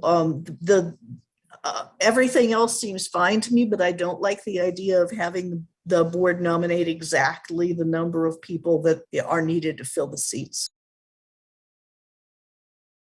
Okay. Good comments. My comments are to Mayor Pro Tem and Councillor Waters. I see it both ways. I've heard of loaded boards as well, that to Councillor Martin's point, that if there's an agenda they want to get through, they load the board to advise council to vote a certain way. So I think that's going to be a human thing we're going to have to face. So as far as, I agree that I would like to have a little more flexibility in just having one recommendation for a seat. Perhaps we could have maybe 2 or 3, but there would be a primary recommendation, but the board would have somebody in waiting, basically, and say, we think these 2 people would be good for the seat, but this is the one we would like you to. And if we didn't, and the other thing goes is that as counselors who are out in the community and on different boards, we know of people who aren't good on the boards that we're on and think, I don't know, this person tends to take over the whole thing. And, the board members may not know that. So to me, it's just another set of eyes that have gone through the process as board members looking at these applicants. So as direction, do you have the direction you want? I've written down some of the concerns. Councillor Waters, go ahead. Well, you were asking a question. I just, when you were finished with the question, I would like to come in. Yeah, go ahead. Ask. Well, yeah. So I'm not opposed to the idea of a board providing a list of their nominees and alternates, if that's the way we want to think about this. Yes. I am opposed to a council member adding to that list arbitrarily, unless if the whole council were to interview, but then we're right back kind of where we've been. I don't think that's a step forward. I think that's a step backwards. Okay.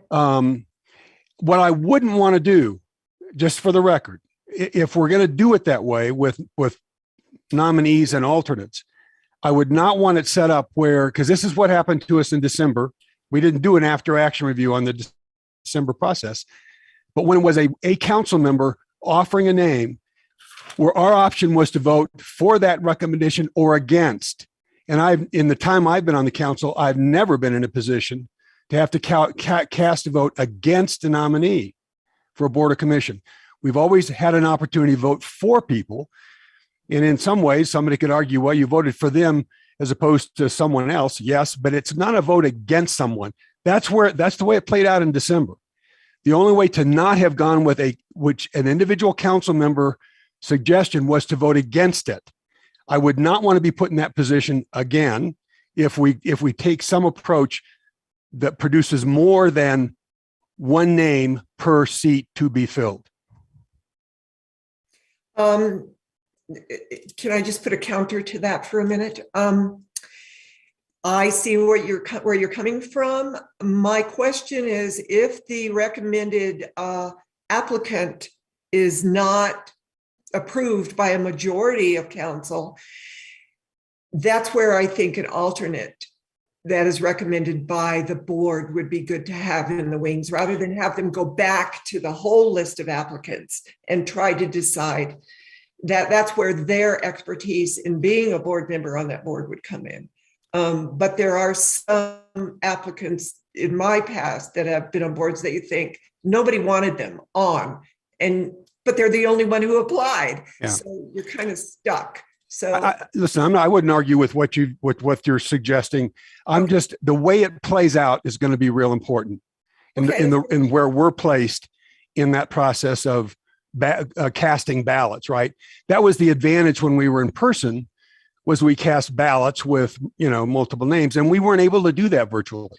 So if we're in a virtual, and it sounds like we may not be in a virtual situation come June when we do this again, my assumption is we would have the opportunity to cast ballots again, which is very different than what we ended up doing in December. That's my only point. I'd like to think through how to do it so as council members, we're not put in a position to have to, because it's just to vote no on somebody, I think is publicly to vote no on somebody, as opposed to on a ballot voting for an alternate or voting to go to it to consider an alternate or something like that. So. Okay, Councillor Martin. Yeah, I'm a little bit nervous about the use of alternate because an alternate is somebody who's nailed to the board for a whole term, and we've kind of been going away from that idea. I was thinking more in terms of having the boards recommend a pool of candidates which is smaller than all the applicants, but bigger than the number of seats. So, whether we would be shooting for a pool that was 20% bigger, rounded up to the nearest person. So, if they had 3 seats open, then they would nominate 4 people, and the council could decide which 3 of the 4. Which again gives you no individual council member is ever voting against somebody. They're always voting for their choices, and then it's the people who are chosen the most. That way it would seriously take down the number of interviews that we would have to have, but it doesn't leave the council with no choice in the matter whatsoever. Okay. So, if I could just clarify. Yes, and Harold also wants to. Oh, good. Okay. I was just going to say, I hadn't thought of that perspective. So that's really useful feedback to a larger pool than the number of seats. If you could just provide a little more direction around what we might do if there aren't, let's say there are 6 applicants for 3 seats, and really the board finds that really truly 3 of those really should move forward. They don't come up with a 4th. What would you like them to do in that scenario? Any comments? Councillor Waters. Let me just say, I don't agree with Councilmember Martin on this. I think we ought to trust, frankly, if I look at this is not a statement of a lack of trust of us, but the people who know best what a board needs and would have the time to interview and do the vetting are the board and commission members. The fact that we know more about what they need or more about the individuals, I don't accept that idea personally. Okay. And I would not want, first of all, to the question of incumbents, I'd like to interview incumbents, frankly. I think they'll bring a perspective that'll inform us about what boards and commissions mean. We'll learn something from incumbents, not to interview them to beyond, but kind of what we should be thinking about in terms of going forward. But my preference would be to say, if you've got the right number of candidates, you've got the right slate, you recommend them. If a board or commission says, we've got 5 people for 4 seats or 3 people for 2 seats, whatever, and they're all great, we just can't come to grips with this, and they want us to make the decision, then that's a different question. Then in that case, I'd say, you've submitted three. I know, don't call them alternates. You've submitted three people for two seats, and we'll make the decision after our interviews. So can I see a hand raise on this? Councilor Martin would like more applicants than seats available, possibly one more applicant. So we have somebody waiting in the wings that we can pull from. Councilor Waters would like just the number of applicants per vacancies. Am I saying that correctly, councilors? So if you want the same number of applicants as vacant seats, please raise your hand. But Mayor Peck, my Yes. question is, what happens when you have less applicants so I mean, it's kind of hard for us to decide that because we saw that. I mean, and that usually either goes out for another request for applicants or they have to wait. Dawn, do you want to answer that? That's correct, Mayor. If we don't receive enough applicants to fill the seats available, then we will re-recruit usually, depending on the timing, but usually we would re-recruit. Okay. Mayor Pro Tem Rodriguez. Thank you, Mayor Peck. I think it's hard to put like an arbitrary 20% above number of seats available kind of saying on this. I would like recommendations, I guess I'll put it that way. I'd like recommendations of the folks who are truly qualified. And if, this only really accounts for a certain number of boards that really get high applicant volume, such as planning and zoning and parks and rec. These are very popular boards, right? And those are the ones that we commonly see more people apply for than there are seats available. And oftentimes there's definitely at least a couple folks that could be weeded out. No offense, they're just maybe not ready yet. They may be ready in the future, who knows? But they're just not quite prepared necessarily for the duties. And so I'd love the recommendations as far as, the vetting is these folks are qualified. And if that means that if there's 3 seats and there's 5 people that are duly qualified, we get those 5 people. And maybe there were 2 others that kind of were, they got through the process and did not receive that recommendation. So I don't necessarily want to see either we have to do recommendations for the exact number of seats, or we need a certain amount of extra folks than the exact number of seats. I think this will just need to play out initially, at least in the sense that we get recommendations for all those folks qualified for an interview with City Council. I guess that's kind of how I would look at it. Not necessarily trying to throw a number on it one way or the other. Councilor Martin. I would be comfortable with that. I think the board shouldn't be limited in the exact number of people that they recommend. I am not comfortable with the council having no say whatsoever. And if the board gives us their slate and it's an up or down vote on each person, then first of all, that's exactly what Dr. Waters said he didn't want, which would mean we would be, in the case of each individual seat, the only thing we could do would be to vote the recommended person down. And second, the council also is entitled to an opinion about the kind of recommendations. The council has a vision too, and the council may care about the way the board aligns with its vision. And I think that should be something that we have a chance to influence. Okay. Councilor Hidalgo-Firing. Thank you. So, as I'm looking at the questions here, I would like to see a formal recommendation from the entire board.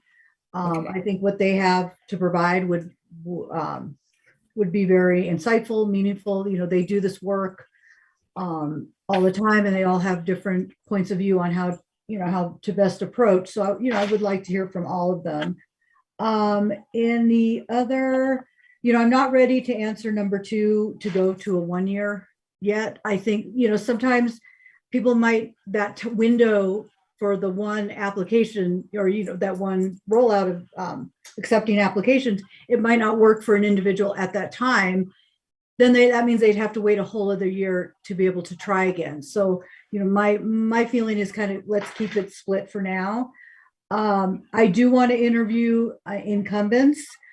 You know, some of the things I've noticed since being on council and listening to the interviews is that, yes, you know, the incumbent does have that expertise or had experience on there, but we see these new folks coming in with, you know, bright ideas, you know, their own set of expertise and something that they can bring where, you know, maybe I might want to pick, we might want to be leaning towards that person as opposed to just sticking with the incumbent.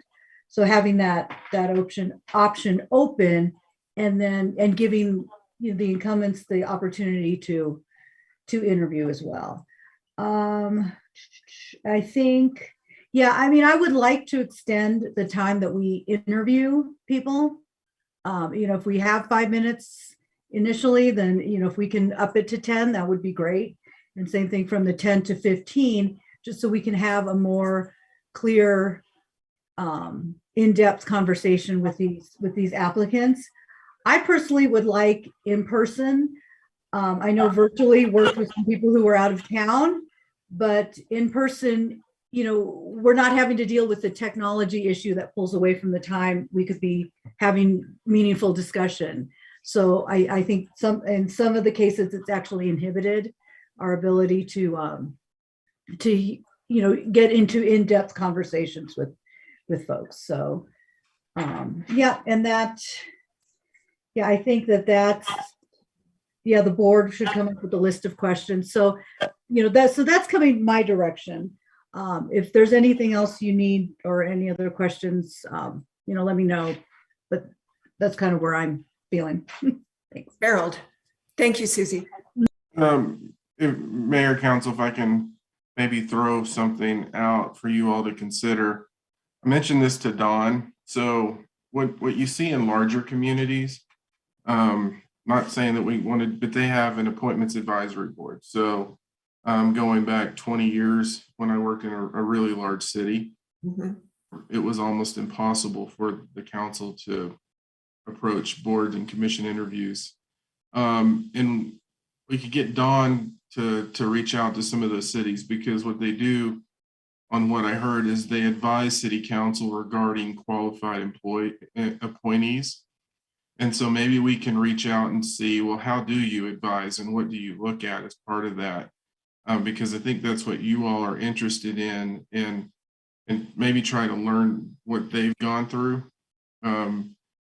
Because it's similar. It's instead of an appointment advisory board that's looking at all boards, you have the board looking at it and really understanding what it is that they do in terms of how they advise city council on that, and, you know, how many people do they put forward, what's really in that mix. That may be something we could do to bring something back with a little more clarity, to maybe answer some of your questions. If you want us to do that, we can definitely do it. I know a couple of places that we can reach out to. Okay, great. Let's raise our hands if we would like Harold to, if we'd like to direct staff to reach out to other communities for direction. So do we want them on how they do their boards and commissions? I think that'd be a good idea, but it looks like only 2 of us are interested in that. 3. Do I have 4? And could I just clarify, is it to look at what other cities are doing just in terms of recruitment, or specifically about an appointment advisory board? What I was saying is, what I was suggesting is, how do they advise council on appointees? Really more, what information do they bring back to council and how do they present that to council? Not necessarily a structure, but what is it that they provide the council and when they're making a recommendation, and what it's like. It wasn't a change in what you all talked about, just how do you present the information and what does that look like? Okay. Let's vote first. Do we want to give direction to staff to do that, to reach out to other councils? All those in favor, raise your hand. 1, 2. All right. Before I call on anybody, I know you want to talk, Counselor Martin. I would like to go through these questions one by one to give direction on each question to staff. Otherwise, we're just having a huge conversation and not really giving very good direction. So can you wait, Counselor Martin, until we get to the one you want to talk on? Well, actually, I was going to say that I think we don't have any differences except on the one matter of how many people get recommended and how the council decides. You know, I don't think we've got, I was doing after the same thing that you are, Mayor Peck, which is, yeah, everybody seems to agree that on the list of questions, and everybody seems to agree on it being the whole board, and et cetera, et cetera. And I think we've only got one point of disagreement. So, you know. But I want to solidify that for staff so they don't have to go back and look at this tape again to decide what was our direction. Dawn, can you just read off those questions? I don't have the screen up, nor do I have mine. Absolutely. I have them in front of me. The first one was, would you like a recommendation from the entire board? We heard 2 or 3 of you indicate yes. Okay, raise your hand if you want a recommendation from the entire board. All right, that's unanimous. Thank you. Okay. And I'm going to skip the future question because we don't need an answer to that right now about rejoining or doing one recruitment or 2. Interview incumbents, various of you said, yes, I would. I think that was pretty clear. Yes, you wanted to interview incumbents. Raise your hand if you're for this. So it looks like that passes with 5-1 with Counselor Martin. Not quite sure. Yeah, I don't know what it means, because do you get to vote an incumbent out or what? Instead of, do we want to interview the incumbents? Do we want the board to recommend that we interview the incumbents? Or would council like to interview incumbents, or would you like to do some other process with those that have already served? The answer we heard from most of you was you would like to interview them just like any other applicant. So they could be the nominee for their own seat or not. Right. Yes. Okay. They may not want to run. Thank you. Next question, Dawn. And that was the same question. Would you like to interview all applicants, including incumbents? So I'm hearing yes, that's answered. Okay. How long would interviews be? You may not be able to pin this down. The one suggestion Councilmember Hidalgo-Ferring suggested was adding 5 minutes. So if it was a 5-minute, double it to 10, a 10-minute, make it a 15-minute interview. Let's, how many? Let's, first of all, do we want to go longer than 5 minutes? I think, Dawn, that has to be considered later, depending upon the board and the number of incumbents. And this is for the council interviews, Mayor, just to be clear, for your interviews, yes. Right. It could be longer if we didn't have that many applicants. Who knows? It could change with each board. Would it be okay if we started with the concept of 10 and 15 minutes and see how that looks in terms of the number? You know, we don't know what this exactly looks like yet. See what that time commitment looks like. And if it looks Sounds daunting. Good. Those who agree, raise your hand. Okay. 2 of us, 3 of us agree. 4. We all agree. Next. And then who would create the list of questions for your interviews? We might have to have a chat about this. I don't think that we've talked about that at all. Does anyone have a particular comment on that, or Councilor Waters? You know, we have questions that we've used that are specific to boards or commissions.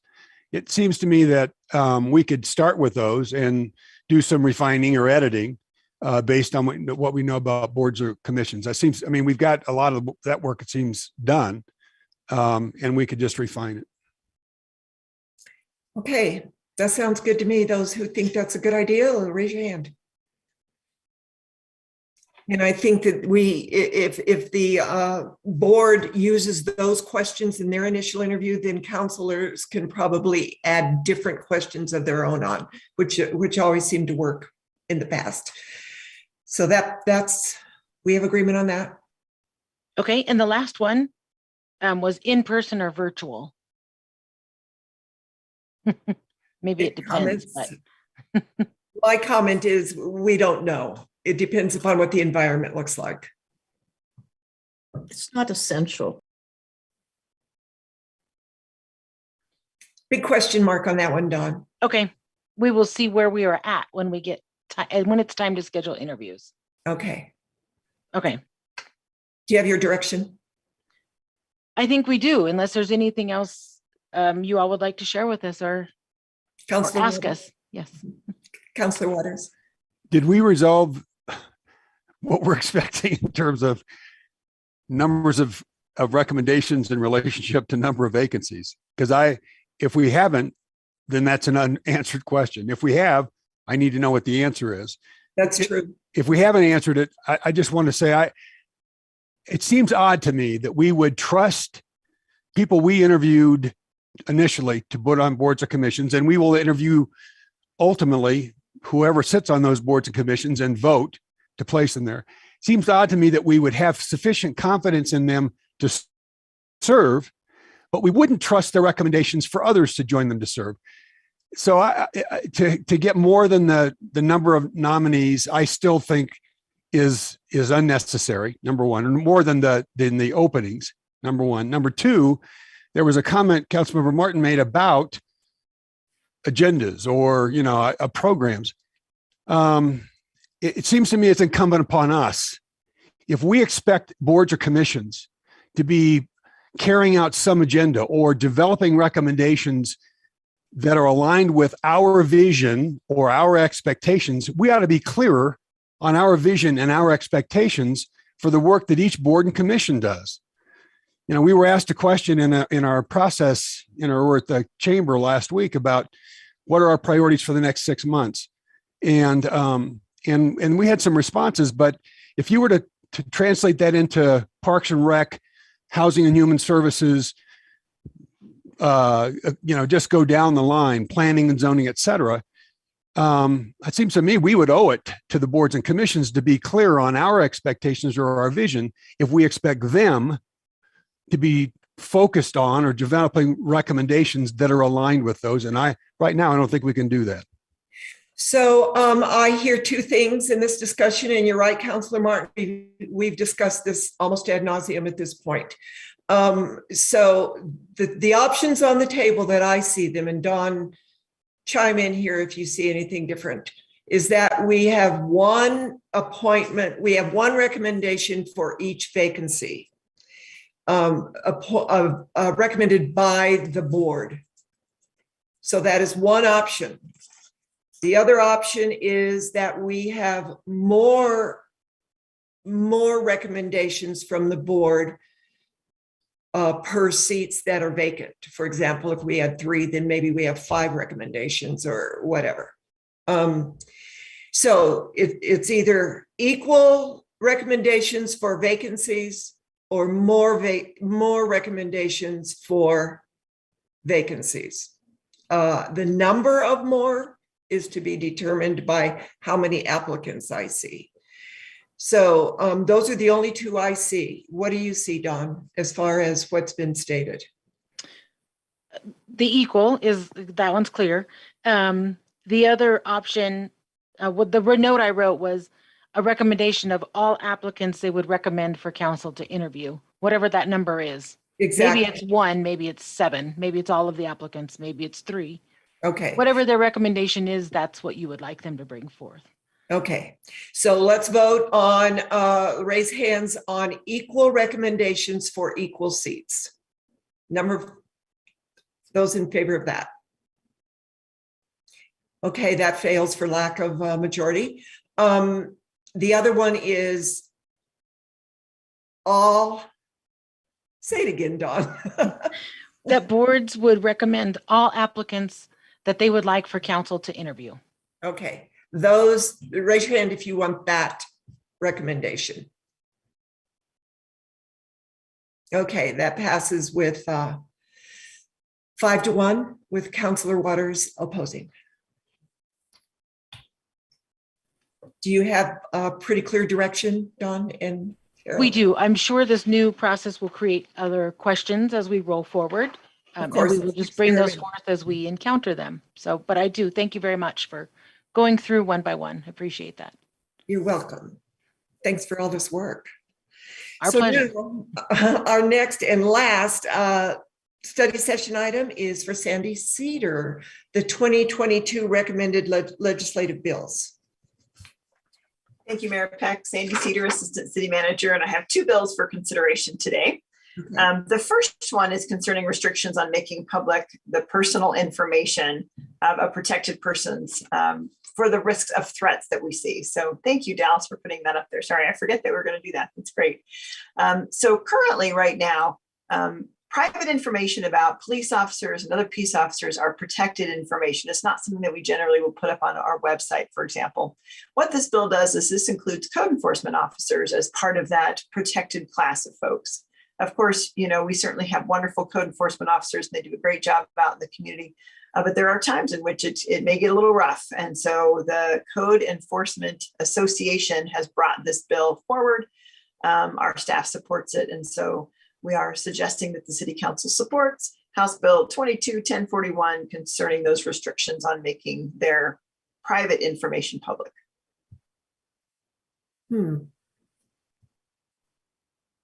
Do we have any discussion or should we just vote on this? All those in favor of supporting this bill, raise your hand. That passes unanimously, Sandy. Next. Thank you very much, Mayor Peck. The second one is concerning the creation of Colorado Homeless Contribution Income Tax Credit. So this one is Senate Bill 22-1083. And basically what it does is it repeals the way that current income tax credits are done for nonprofits who are helping people who are homeless. What we have found is that the existing way of doing it is making it so that it's very difficult for some of these organizations to receive this tax credit, which is a great way to be able to provide some investments and some private investment in these nonprofits. It will be replaced by a different plan, which hopefully will make more people that are helping folks who are homeless eligible for this credit, and therefore maybe some more contributions, private contributions may come their way. Currently, the R Center qualifies for this, but I think there's a danger that the R Center won't because things continue to ratchet down with this particular income tax credit. And so hopefully this bill would fix that issue and provide more leverage for these nonprofits that are helping folks who are experiencing homelessness to be able to better fundraise. So because of that, and because the City Council obviously helping people who are experiencing homelessness is part of your work plan, the staff suggests that recommends that council support House Bill 22-1083. So to ensure that the R Center will be able to continue to receive these types of credits, as well as other folks who are also helping people who are experiencing homelessness. So this is specifically for nonprofits, Sandy? It is. Yep, that's exactly right. And so the R Center has been part of this. It deals with the enterprise zones plus the nonprofits. It's kind of that nexus. So for example, the R Center is in an enterprise zone and has been part of that project since 2016. Jessica Erickson from LADP and has mentioned this as well, that this has been really beneficial. And they have led efforts to be able to get that designation for the R Center. And of course, now they're in danger of losing it because it seems to ratchet down over time. And so by changing this bill, it not only expands those opportunities for those nonprofits, but also for others as well, kind of expands that enterprise zone. Okay. I do believe it is limited to nonprofits who are assisting people who are experiencing homelessness. I believe it's ratcheted down to that very fine detail. Okay, great. Those who, should we support this? Raise your hand if you want to support this bill. There you go. Thank you very much, Mayor. You're welcome. So we're at Mayor and Council comments. Anybody on council have any comments they want to share? No? I know it's late, but I do want to tell, I do want to make a comment about the PRPA retreat that we had on Friday, just to bring people up to date a little bit about what we're doing. It was a retreat to decide upon collaboration among the cities as well as with PRPA, and it was a very good retreat. The one thing that all the cities, as well as Jason Frisbee, the CEO, had was a sense of urgency to move as quickly as we can to 100% renewable. There was a discussion about having a consultant, perhaps from INREL, come to the board and help us through this process with lessons learned from other agencies. And there is also a timeline that people wanted to have. How are we going to transition and target dates? We feel or David Hornbacher feels that we do that already with our 3 IRPs, but we'll see what comes out of that. The consultant is put on hold until May to decide upon one because Jason Frisbee is going to be hiring 2 new people and he wants them on board first to get their expertise. So I'm really excited about the way that this board wants to work together and get information from each other. So they said that this was the best meeting that they've ever been at because it was a lot of collaboration. The other thing I want to put out that I learned on Sunday, I talked to Ashley Stolzman, Mayor of Louisville, and she said that their council wants, when they rebuild in Louisville from the Marshall Fire, they want it to all be green. And because of that, I'm sorry, Tracy Burnett is working with Ashley for the state to buy in bulk. Oh shoot, Marcia, help me with this word. It is the heating systems that are in the ground. What are those called? Ground source heat pumps. There you go, to have to buy those in bulk. And I don't know if it would be a tax credit, a rebate or whatever for these home buyers, but that would be good for us because it would be a state thing. And Tracy feels that the demand for this would push retailers like Lowe's, Home Depot, et cetera, to stock them. And I'm excited about that. So those are the only 2 updates that I wanted to pass along. Thank everybody. So I don't see any other counselor updates or comments. So City Manager Harold, do you have anything you would like to say? And no comments, Mayor, Council. Okay, Eugene? City Attorney? No comments, Mayor. Thank you. So can we have a motion to adjourn? So moved. Thank you. Second? Second. 3 seconds. All those who want to adjourn, raise your hand. Good night. Thanks, everybody.